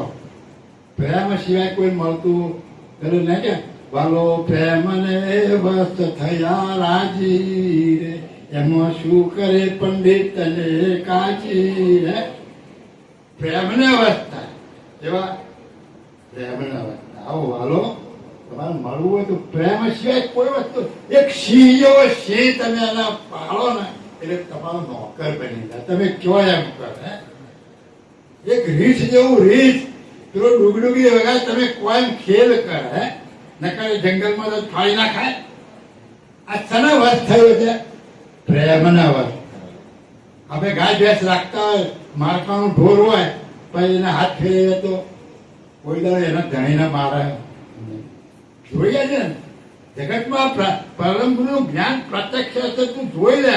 તારે જોવાની દ્રષ્ટિ હોય તો તું આ જગતમાં બધું બનાવેલું જ છે, પણ તારે જોતા આવડવું જોઈએ. આવા વિકરાળ પ્રાણીઓ પણ પ્રેમના વશ થાય. તો તમારે માલિકને પ્રાપ્ત કરવા હોય તો પ્રેમ તમારામાં હોવો જોઈએ. આપણું બાજુનું પાડોશીનું છોકરું હોય ને તો આપણા ઘરમાં ડૂબીને પાછું જતું રહે, એને તમારે મોઢા ઉપરથી ખબર પડે કે જવાય કે ના જવાય. આ પ્રત્યક્ષ તમે જોઈ લેવાનું. અને ઘણા છોકરો દોડી દોડી ઘરમાં આવી જાય. તમારા હાવભાવ જોઈ નાના બાળકને ખબર પડે છે કે આ ઘેર જવાય કે આ ભાઈના પા કે બેનના પા જવાય કે ના જવાય. ચાલો એ પ્રેમ ઉમંગ તમારા મોઢા ઉપર તમને રજૂઆત કરે. તમારું મોઢું બધું કહી આવે. તમે કોકને બોલાવો અને ના ગમતો માણસ આવે ને તમે એની આવો હસો ને પછી હસવાનું ખૂબ ખરાબ લાગે ઉપર. જબરજસ્તીથી હસવાનું એટલે કેવું મોઢું વિચિત્ર દેખાય. અને હૃદયથી હસતા હોય તો આમ મોઢું ખીલખીલાટ દેખાય. પણ આપણે આ પ્રેમ નહીં, એટલે આવો પ્રેમ તમે ધારણ કરો. તેના માટે પતિને પ્રાપ્ત કરો. એટલે આવો તમે જો ઉમંગ ધારણ કરો તો એટલે પ્રેમ ઉમંગ દરેક તન મન છે. રોમ રોમ રગ રગે, તમારા રોમે રોમ રગે રગની અંદર આવો ભાવ પતિને મળવાનો છે ખરો? કોઈ નહીં. હોય તો ઉભા તાત્કાલિક મળે. આ પ્રમાણ છે. જગતની અંદર પ્રમાણ છે આ બધા. પણ આપણે વાતોમાં વડા કરીએ. આવો પ્રેમ આપણે ઉમંગ ધારણ કરી શકતા નથી. અને જેને પ્રેમ ધારણ કર્યો એના મળ્યા. એ બધા પુરુષોને જેની હદ સુધી હતા એ બધા પુરુષોને મળ્યા જ છે. નથી મળ્યા એવું કશું નહીં. એટલે કહે છે કે રોમ રોમ રગ રગી તમે આવો પ્રેમ ધારણ કરો. પછી શું કે એક અખંડિત રહે નિરંતર, સુરત નૃત નહીં થતી. તમારી સુરતા નૃત્ય ક્યાંય તગડોળે ના ચડે જો આવો પ્રેમ ધારણ કર્યો તો. તમારી સુરતાના નૃત્ય તગડોળે ના ચડે. એક પતિને જ જો, બીજા કોઈ ના. એક પતિ સિવાય એ માલિક સિવાય. માલિક હવે આ બધી વાતો સાંભળી અને કોઈ થાય માલિક એવા આકારવાળા હતી. હવે આ તો ગુડ જ્ઞાન થઈ ગયા. એક પતિ સિવાય તો એ સુરતા નૃત્ય ના જાય. એટલે તમને જે ગમ આપી છે, તમને જે ગુરુગમ આપી છે, અને એ ગમની જે સમજ છે એ સમજ ઉપર તમારી સુરતા રહેવી. એ સમજ ઉપર સુરતા રહે તો તમે પતિની સાથે એકતા અલગ સલગ એક તાસ આસ પૂર્ણ જાણે મળે. હંસ નિવાસન ધામ ધણીતું. આ દયાળુ શું છે? અલગ સલંગ, અલગ ના અલગ અને સલંગ ના સલંગ છીએ આપણે. પણ આપણે દરરોજ ગઈએ છીએ, આપણે એને ઉતારતા નહીં. હવાના પોરમાં બોલે મૂકને કલ્પના જલ્પના મન તણે તુજ વિના અન્ય નહીં કોઈ દૂજો. આ શરીરમાં આ ચૈતન્ય સિવાય બીજું કશું તારા કોમનું ખરું? પણ આપણે કલ્પનાઓ કોની કરીએ? બહારની વિજાતિની કલ્પના. આ લેવું, ફલાણું લેવું, ટીકું લેવું, ફલાણા ભાઈને બોલાવા, ફલાણા બેનને બોલાવા, આમ જવું તો કાલ તેમ જવું. બધી કલ્પનાઓમાં મગ્ન છે. બધું બરાબર બ્રહ્મનું કહે છે કે તું છોડી દે. આ શરીરમાં તારા સિવાય બધું નકામું છે. હવે આપણે કોણ છીએ આમાં? ખબર જ નહીં. કોઈને ખબર ખરી? કોઈને કેટલાને ખબર છે તો હું કોણ છું? ચેતન બોલી લે. હું બોલીએ ચેતન, હું જીવ છું, હું આત્મા છું. પણ જીવ આત્મા ચેતન ક્યાંથી ખબર પડી કે આપણું સ્વરૂપ શું છે? પરમ ગુરુ શબ્દ બોલ્યા, અધુધુર શબ્દ અગામાં ગોચર, સદગુરુ કહત પોકાર કરી, લક્ષ્ય આરાધન અહોનિશ કરીએ. અધુધુર આ શબ્દ કેવો છે? એનો પાર પામી શકાય એવો નથી. પણ એ શબ્દની કિંમત કેટલા નથી. ખરેખર એ શબ્દનો આમ તમે એની જયારે સમજ પડે ત્યારે તમને એમ લાગે કે હા હા એ દયાળુ માલિક તમે મને કઈ વસ્તુ આપી કે હું જ્યાં જોઉં ત્યાં એના સિવાય કશું દેખાતું નથી. એક એક ઘાટની અંદર મુદ્દો રહેલો અને એના સિવાય એક મુદ્દો ચલિત ક્રિયા કરી શકે એવો નથી. કેટલી મહાન વસ્તુ આપી છે આપણને, પણ આપણે ખબર જ નહીં. કોઈ પૂછવાય આવતું નહીં કે ભાઈ આમને સમજણ પડતી નહીં, આ છે ખરું કે ના ખરું? મહારાજને તો પૂછાય નહીં. વિવેક ધાર્યો હોય એને તો મહારાજ તો ઉપરથી ધમકાવું કેટલા વર્ષથી ગ્રંથો નહીં વાંચતા ખબર નહીં પડતી એટલે પેલો બીકનો મારો મહારાજ પાસે જાય જ નહીં. આપણા એક જ જગ્યાએ છે કે અડધી રાતે કોઈ પૂછવા આવે તો આ મહારાજની વેલ્યુ નહીં. હે આ મહારાજની વેલ્યુ નહીં. તો 3 વાગે મહારાજ હુઈ રહ્યા છે, 5 વાગે ઉઠશે ને વાત કરી દે રહેવા. અને આ મહારાજને ગમે ત્યાં ખખડાવતા હોય ઊંઘ નહીં બગડતી. ઊંઘ બગડે એ મહારાજ હારા. હે આ સમજવાની વાત છે. ખરેખર અદ્ભુત જ્ઞાન છે. એટલું બધું મહાન જ્ઞાન છે કે તમારે સમજવાની તમારામાં શક્તિ હોવી જોઈએ. એટલું મહાન જ્ઞાન દયાળુ પરમ ગુરુએ આ ગ્રંથોની અંદર આપ્યું છે. પણ કેટલા કિંમત કરનારા હશે અમે બધા જ્ઞાની પુરુષો છે. અમે જોજો જમ્યા પછી આમ આરસે જ્ઞાનની ધારા અને ખરેખર બેસવા જેવું સમજવા જેવું છે. આવું આખા સંપ્રદાયમાં કોઈ આશ્રય એવો નથી કે આવી જ્ઞાનની ચર્ચા આખો દાવો ચાલ્યા કરતી હોય. એનો મને ગર્વ છે, અભિમાન છે એવું કે એવા જ્ઞાની પુરુષો બેઠા છે અને એ જ્ઞાનની ચર્ચાઓ થાય છે. તમે બધા જઈને ફરીને જોઈ જુઓ તમે કે આવું તમને કાંઈ મળતું હોય. મારું પોતાનો અભિમાન નહીં, અહીંયા એવા પુરુષો છે એનો ગર્વ હું લઉં છું કે એવા જ્ઞાની પુરુષો બેઠા છે અને એક એકને સમજ પડે એવો સત્સંગ થાય છે. પણ લાભ લેનારો હોવો જોઈએ.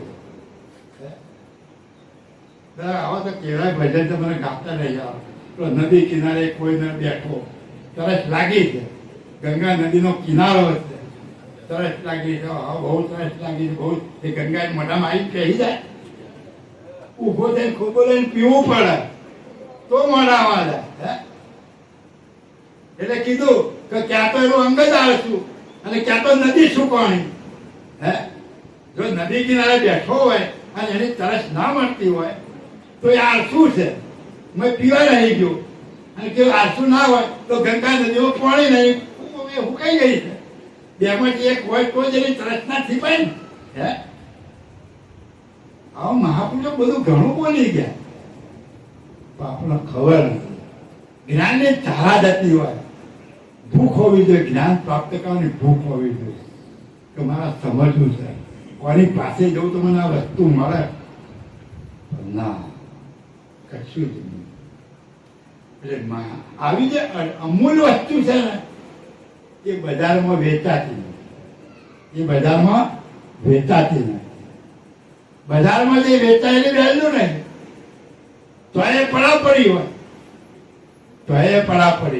કેમ પેલા એના જેવું ભોગવ્યો આવ્યો હોય અને પછી એમને કશું ઘેર ના હોય તો એ તમારે કે તો હાથી ઘોડા ઝૂલે છે ને આટલા વીઘા જમીન આમ ને ત્યાં દે એટલો ઉપચાય એટલે પેલો ફોર્મમાં આવી જાય અને કે ભાઈ એ હાલ્યું કરે. હે એક વખત આવો જમાનો હતો એમાં ભોગવ્યા નાચવા આવ્યા.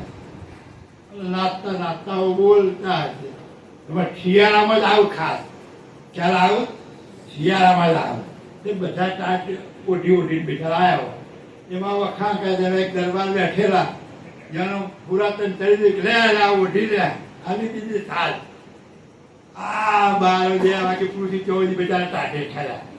હવે હવારે ડબલું લઈને જવાનું હોય ગામડામાં તો પહેલા તો એટલે પેલો ભવૈયો સાલ ઓઢી અને મારો બેટો એ આવતો નાળ્યા જતા. દરબાર કીધે આ સાલ તને કરે આવી એટલે પેલો ભવે કે કોના ખબર બાપા બાપની વેલા ભેગી થઈ હતી ભાઈ કરે આવે મને કોના ખબર. બે છોકરી દરબાર કે લાય સાલ મારી પાછી અને ખબર નહીં પણ લઈ લીધી પાછી. એટલે કહેવાનો મતલબ જુદા કે જો બિરદાવવામાં આવે તો બધું થાય. કા સંપ્રદાયમાં તમે જો આમના બાપ દાદા આવા હતા એમના ઘરમાં પુણ્યો છે. આમાં તો એમની મા આવતા બેન આવતા નકરું જ્ઞાન જ ચાલે છે. એટલે કોક બજારમાં બેઠો હોય ને એ પછી કે આવતો મેળાવડો મારા તરફથી એટલે ભેગા થઈને વાપરે. આપણે તો આવી કોઈનો ઉપમા આપવામાં આવતી નહીં. ઉપરથી દંડો લઈને મારવામાં આવે એટલે કનું મન થાય કે મારી કોઈને માછી મારી આવવાની છે. હે ખરેખર જ્ઞાનને સમજવા જેવું. જ્ઞાન તમને જ્ઞાન તારશે, બીજું કોઈ નહીં તારે. આ બેનો દીકરીઓ હોય, નાની હોય, હવે એને રસોઈ ના બનાવ, રસોઈનું જ્ઞાન ના હોય અને એને પહેણાવ તો કામમાં આવે. જો કયો એને માર ખાવાનો વારો આવ ના આવે. હે તમે ખેતી કરવા ગયા ને ખેતીનું જ્ઞાન ના હોય, ખાતર પાણી બધું બોર ઘરનું બધું છે, પણ ના પાકા તો કરો. એનું જ્ઞાન નથી એટલે ના પાકે. તમને માર તો ન પડ્યો, એ વસ્તુનું જ્ઞાન નથી એટલે માર પડે. પણ જ્ઞાન હોય તો એટલે દરેક પ્રકારનું જ્ઞાન. એમાં આ કયું જ્ઞાન? હું કોણ ને મારો માલિક કોણ. આ જગતમાં જ્ઞાન તો છે જ, પણ આ જગતમાંથી આ શરીર દ્વારા, આ મનુષ્ય ઘાટ દ્વારા આ શરીરમાં ચલાવનાર હું કોણ, અને આ મારા જગતનું સર્જનાનું જે જગત જોઈ રહ્યું છું એ જગત બનાવનાર કોણ, એનું જ્ઞાન લઈને દયાળુ પરમ ગુરુ આવ્યા. એ જ્ઞાનથી તમે કરી શકશો. આ જગતમાં જેટલું જ્ઞાન છે બધું જ્ઞાન છે જ. એનાથી પુણ્યદાન મળશે, તમને બધું જ મળશે. અને તમે કદાચ બીજા જન્મમાં રાજાએ બનશો, અઢળક સુખ મળશે, બધું મળશે, પણ જન્મ મરણનો ફેરો નહીં. એટલે જન્મ મરણનો ફેરો ટાળવા માટે આત્મજ્ઞાનની જરૂર છે. અને આત્મજ્ઞાન માટે આત્મા શું છે એને ઓળખવાની જરૂર છે. તો આ આત્માને કેટલાય ઓળખાયો? આત્મા તો બધા બોલ જ છે. મીરાબાઈ બોલ્યા કે આત્માને ઓળખ્યા વિના લક્ષ 84 નહીં મળે. એવું ના બોલ્યા કૃષ્ણને ઓળખ્યા વિના લક્ષ 84 નહીં મળે. એવું ના બોલ્યા. શું બોલ્યા? આત્માને ઓળખ્યા સિવાય. હે તો કૃષ્ણ ભગવાનની મૂર્તિની પૂજા કરતો હતો તો એ તો આવું બોલ્યા. પણ મીરાબાઈને પાછલી જિંદગીમાં જે ગુરુ મળ્યા હરિદાસ, અને એમણે જે લક્ષ્ય આપ્યો એ પછી મૂર્તિ એમણે મૂકી દીધી. પછી બોલ્યા કે આત્માને ઓળખ્યા વિના લક્ષ્ય. એટલે લોકોને પહેલેથી ખબર છે. નરસિંહ મહેતા કૃષ્ણની ભક્તિ કરતા હતા, પણ કૃષ્ણની ભક્તિ કરતા કરતા જ્યારે એમને ગુરુ મળ્યા પછી બોલ્યા કે આત્મા તત્વ ચીન્યા વિના સર્વ સાધના જૂઠી. અને પછી બધું કીધું કે આ મંદિર આ બધું પેટ ભરવાના જ બધા. નરસિંહ મહેતા બોલ્યા, આપણે નથી બોલ્યા. પણ ક્યારે? આ જ્ઞાન પ્રાપ્ત થયું ત્યારે. પણ કોઈ પણ વ્યક્તિ ગમે તે ધર્મમાં જાય એને ધન્યવાદ કે ધર્મમાં તો આવ્યો. ગમે તે રામને માનો, કૃષ્ણને માનો, અલ્લાહને માનો, હનુમાનને માનો, ગમે માને, પણ ધર્મ માર્ગમાં જો આવ્યો હોય તો કોક દાડો એની બુદ્ધિ આગળ વધશે અને એ શોધ કરશે તો ખોરતો એ આગળ જઈ શકશે. ધર્મ માર્ગમાં આવવું એ જ જરૂરી છે. ગમે તે ધર્મમાં જાઓ અને એ ધર્મમાં ગયા પછી તમારી જો ખોજી વૃત્તિ હશે તો તમે આગળ થાય. પણ ખોજી વૃત્તિને કોણ દબાઈ દે છે? ગુરુઓ દબાઈ દે છે કે આ મારામાંથી જેટલું ઓછું ના થઈ જવું. હા, આ મુસલમાનો 5 વખત નમાજ પડે. એના ઇતિહાસની તમને ખબર નહીં હોય. જ્યારે મોહમ્મદ પેગમ્બર થયા ને એ મોહમ્મદ પેગમ્બરે આ ઇસ્લામ ધર્મની સ્થાપના કરી. અને એના જે ભેગા થયા અને પહેલા કબીલા એટલે ટોળો હતો. આજે બંધારણ ટોળો હોય તો 50 માસનું ટોળું આવીને પડ્યું અને 6 મહિના રહ્યું અને વળી પાછું ઉપર બીજા ગયા. એટલે એ ટોળા એટલે કબીલા લડતા. એમાં મોહમ્મદ પેગમ્બરે આ ઇસ્લામ ધર્મની સ્થાપના કરી. અને એમાં જેટલા ભેગા થાય ને એમાં એમણે નિયમ શું કર્યો કે ભાઈ 5 વખત નમાજ પડવી એટલે 5 વખત ભેગા કરવાના. કે આમાંથી એ કઈ ઓછો તો નથી થયો ને, આમાંથી એ કઈ ઓછો તો નહીં થયો ને, એના માટે 5 વખત નમાજ ઊભી કરી. હા, એ ભક્તિ કરવા ભેગી નહીં કરી એમણે, પણ એ કઈ ઓછો તો નહીં થયો ને મારો. 5 વખત ઊભું કર્યું. એટલે એ ધીમે ધીમે પછી પ્રથા ચાલી આવી. હવે પ્રથા બંધ થાય એવી આગે છે ચાલી આવી. હે આગે છે ત્યારે એક નગર હતું એમાં એક વાણીઓ હતો. એ વાણિયાની દુકાન હતી ગામમાં. વાણીઓ દુકાન કરે, એની પેઢી હતી. બપોરે 12 વાગે ખાવા જાય, 2 કલાક આરામ કરે અને વળી પાછી દુકાન ખોલે ને હાજે ઘેર આવે. આ એનો નિત્ય નિયમ. એટલે એક વખત એને સમાચાર આવ્યા કે ભાઈ કાલે તમારે 4 મહેમાન આવવાના છે ફલાણા ગામમાં. કે સારું, કઈ વાંધો નહીં. એટલે શેઠ ઘેર ગયા. સવારે ઉઠી નહીં જોઈને જે એમને સેવા પૂજા કરી તે કરી અને શેઠાણીને કહ્યું કે ભાઈ મહેમાન આવવાના છે બપોરે, એટલે 4 જણનું આપણા બેનું અને 4 મહેમાનનું જમવાનું તમે બનાવી દેજો. એટલે કઈ નહીં તો જતા રહ્યા અને પેટી ખોલી અને ગઈ ગયા. 12 વાગ્યા સુધી કોઈ મહેમાન આવ્યો નહીં. મહેમાન તો ના આવે, કશે કોઈ કારણ બન્યું છે તો નહીં આવ્યો. પેટી બંધ કરીને શેઠ ઘેર આવ્યા. ઘેર આવ્યા શેઠાણી તો બધું જમવાનું બનાવી દીધું હતું. શેઠાણી કે મહેમાન કેમ ના આવે? ખબર નહીં હોય કેમ ના, પણ રસોઈ કઈ નહીં, આપણે તો જમી લો. એટલે એ 2 જણા જમી લ્યા. જમીન બહાર જોયું તો એક ભિખારી બિચારો ભૂખ્યો કે પ્રભુ હું 4 દિવસનો ભૂખ્યો, આવી જાય એટલે બેહાર્યો અને મહેમાનને બનાવેલું જમવા ના આપ્યું. અને 2 દાડાનો ભૂખ્યો અને મહેમાનને તો હાલ બનાવી લો ખાવાનું, દાબીને ખાધું. ખાઈ અને ઓટલા ઉપર સૂઈ ગયો અને શેઠ ઘરમાં સૂઈ ગયા. 2 કલાક આરામ કરીને 3 વાગે ઉઠ્યા થયા અને બહાર નીકળી પેલાનો ભૂતેલો જોયો. એટલે કે અહીં કેમ જગાડ્યો? તે તો મરી ગયેલો. ત્યાં તો હાલ ઉપાધિ છે, હવે રાજા સાહેબ આ તો જેલમાં જવું પડશે. અહીંયા બુદ્ધિશાળી તેને શું કર્યું? શેઠાણી બોલાવીને ટીંગા ટોળી કરીને છેલ્લા રૂમમાં નાખ્યા. અને તો દત્તારે પેઢી ખોલીને બેસી ગયા. સાંજે ઘેર આવ્યા કે આનું કે આ બધું એને ગોઠવી દીધું કામ ખાલા કૂપરા પેલા એના જે મહાજન બોલાવી અને નક્કી કરી દીધું. રાતે પેલા મિયાની પેલી પારખી હોય ને એ કબ્રસ્તાનમાં લઈ આવવામાં આવ્યો અને ટોપીઓ લાવી અને રાતે ત્યાં હવારે વાણિયા ભેગા થયા. 30-40 જણા વાણિયા ભેગા થયા અને પેલાને હુવારી અને લીલું કપડું ઓઢાવીને બધા મિયા લુંગીઓ પહેરી અને મિયાની ટોપીઓ પહેરી દીધી અને એ ઉપાડી નીકળ્યા. હવે એનો મેલો પૂરો થાય કે મિયાનો મેલો ચાલુ થાય. હવે મિયાના રિવાજ આ જનાદો નીકળે એટલે ખા ડાલવા જવું જ પડે. હું સમજ્યા? એટલે પેલા મિયા હવામાં દાંતા કરતા ઉભા, કોણ અલ્લાહ કો પ્યારા હો ગયા, એ મુખ દાંતાને પેલું સીધું પકડીને હેડવા માંડ્યા. એટલે એક મિયા આવતા ગયા વસ્તી ગઈ, એક વાણીઓ ઘેર થતો હોય, બધા ઘેર ભેગા થઈ ગયા વાણિયા. અને પેલું ઉપાડતા ઠેક કબ્રસ્તાનમાં પહોંચી ગયા અને પછી ઉપાડ્યું. એટલે પેલો ઘોર ખોદનારો પૂછે કે અબ્દુલભાઈ કિસકા નામ હે? બોલો કિસકા इंसान है? अब्दुल के मेरा नहीं है. ये फारूक को पूछो, फारूक के मेरा नहीं है. तो गुलाम को पूछो, गुलाम के मेरा भी नहीं है. तो आयु क्या दिया? तो आप तो आगे से चली आई, आगे से હું ચલી આવી. તપાસ તો કરો કે હિન્દુ છે કે મિયા કે જેલમાં જવું પડશે. એમ આમ મળતું આગળથી હેડ્યું આવી, આપણે ઉપાય ખબર પણ હેડ્યા જ કરીએ છીએ. જે જેને માનંદી જે પકડાઈ દીધી છે નાનપણથી, એ પકડીને આપણે ચાલે. સાચું શું છે ખોટું શું છે એ આપણને ખબર જ નથી. આપણા મા બાપે આપણું છોકરું એનું હોય 6 મહિનાનું હોય, રોતું હોય તો ક્યાં જઈએ? પહેલાના જમાના બાયણા પાસે બપોર ખડખડાઈ છોકરું સાંભળ્યું.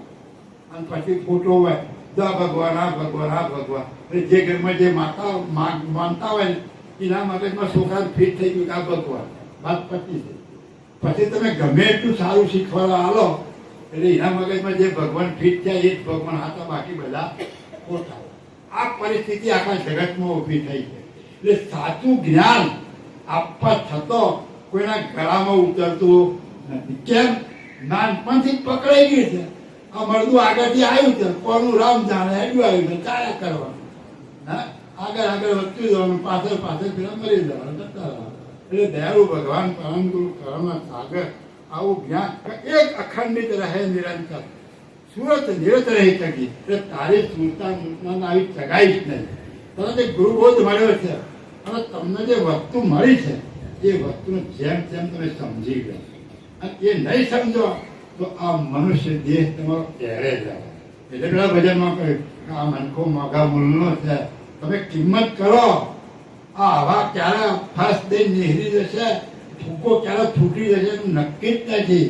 એટલે કાલનો વાયદો કરશો નહીં. કોઈ પેલા ભજનમાં ગાતા આજ જે કરવું એ કરી લો, કાલનો વાયદો તમે બધો જ ખોટો.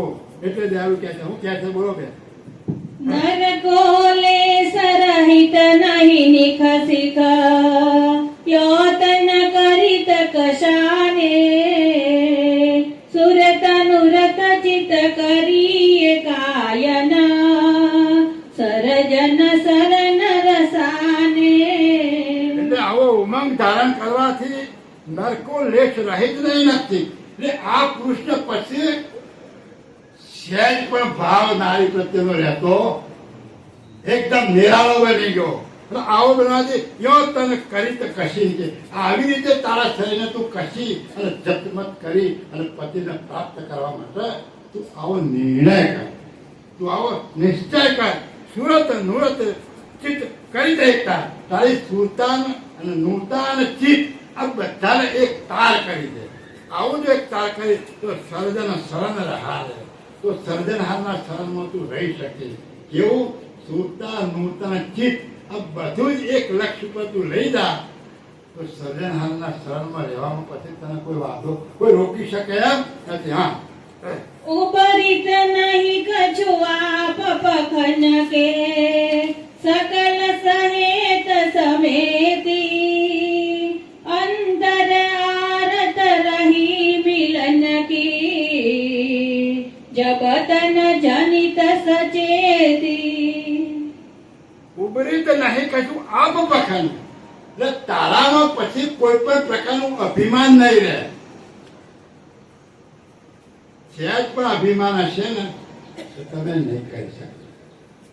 આપણે એમાં કઈ થયું કે ભાઈ હવે થાળી ધોઈ લેજો, આપણે ખાધું છે આપણી થાળી ધોવા હું વાંધો, પણ ઘણા આપણા આ કહેવાથી બે મજૂર લાવ્યો તો ના ધોઈ નાખ્યું. ના, જરા પાંડવોના જેવા યજ્ઞ હતો ને ત્યારે કૃષ્ણ ભગવાને કયું કામ ઉપાડ્યું? પતરાળા ઉપાડવાનું કામ કર્યું. તમારો દાસાતન ભાવ આવવો જોઈએ. દાસાતન ભાવ આવશે તો તમે શરણમાં જઈ શકશો. તમે એરંડા જેવા કડક રહે તો ભાગી તો વાર નહીં લાગે. તમારો દાસક તો જેને જેને ભક્તિ કરી છે દાસના દાસ બન્યા. હું કેવો છું કે દાસનો એ દાસ. કોઈ ભક્તિ કરતો હોય એનો હું દાસ છું એવું કે છે કે તમે આવા દાસાતન બની જાઓ. આવો ભાવ થશે તો તમારામાં અભિમાન લેશ માત્ર નહીં. અને અભિમાન રહી નહીં જાય ને તો પેલો માલિક તમને સ્વીકારશે, નકર માલિક સ્વીકારે એવો નથી. એટલે કહે છે કે ઉમરે તો નહીં કશું આપ પખંડ, પછી તારામાં સહેજ પણ અભિમાન નહીં રહે. સકલ સહેત સમેતી બધામાં તારા પછી કોઈ વાતની ચિંતા, બધાને સમદૃષ્ટિ થઈ જશે. અંતર આરત રહી મિલનથી, તારા અંતરમાં એક જ આરત રહેશે કે મારા માલિકને પ્રાપ્ત કરવા છે, એના સિવાય તારામાં એક પણ ભાવ નહીં રહે. આવો ભાવ તારામાં થઈ જશે. ક્યારે? દાસત્વ ભાવ આવશે તો. નકર સહેજે અભિમાન હશે તો હું બે પ્રકારના હું બે પ્રકારના. હું એટલે કઈક છું એટલે અભિમાનયુક્ત હું, અને હું એટલે આ શરીરમાં હું કોણ છું એ. આ બે હું ના ઓળખવાના. આ બે હું ઓળખશો તો તમારો નિર્ણય પાકો થઈ જશે. પણ બે હું ને નહીં ઓળખો એટલે નકામ. એટલે એવું કહે છે કે અંતર આરત રહી મિલનથી, અંતરની અંદર ફક્ત એક સર્જનહાર માલિકને મળવાની તારામાં ભાવ રહેશે. જબ તને જનિત સચેતી, ત્યારે જ તું જાગ્રત થયું કહેવાય છે. ત્યારે જ તું સચેતન થયું એવું કહેવાય. આવું નહીં થાય ત્યારે તું સચેતન નથી થયો એવું સમજી લેવાનું. આ કોણ બોલે છે? હું નહીં કહેતો, પરમ ગુરુ જ્ઞાન આપે તમને. આ પરમ ગુરુ તમને શીખવાડે છે કે માલિકની સાથે એકતા કરી હોય તો તમારે આ રીતે રહેવું પડે. હા, જદીપ નરન કિનાર હવિનસે તદીપન નાર નિહાલે સજની સજાત મોહ નહીં ઉપજિતા કિલમિસ કામ કરાલે. જદી પણ નરન કી નાર હવે છે. હવે તમે પુરુષ હોવા છતાં જો નારી રૂપ થઈ ગયા કદી પણ નાર નિહાલે, એટલે તમને સ્ત્રી પ્રત્યે જોવાનો મોહ નહીં થાય. તમે તો પેલા પતિને વરી ચૂક્યા, તમારો ભાવ તમારા પતિને મળવાનો છે. એટલે જગતના વિશે તમારી દ્રષ્ટિ આખી બદલાઈ ગઈ. સજની સજાત મોહ નહીં ઉપજે. સ્ત્રીને મોહ હોય કોઈ દાડો? સ્ત્રીને મોહ ના થાય. એટલે તમને પણ કોઈ જાતનો મોહ પછી રહેશે નહીં. કિલમિશ કામ કરાવે, એટલે કિલમિશ રૂપી જે કર્મની જે વાસનાઓ છે એ બળીને કોઈ સાફ થઈ ગઈ.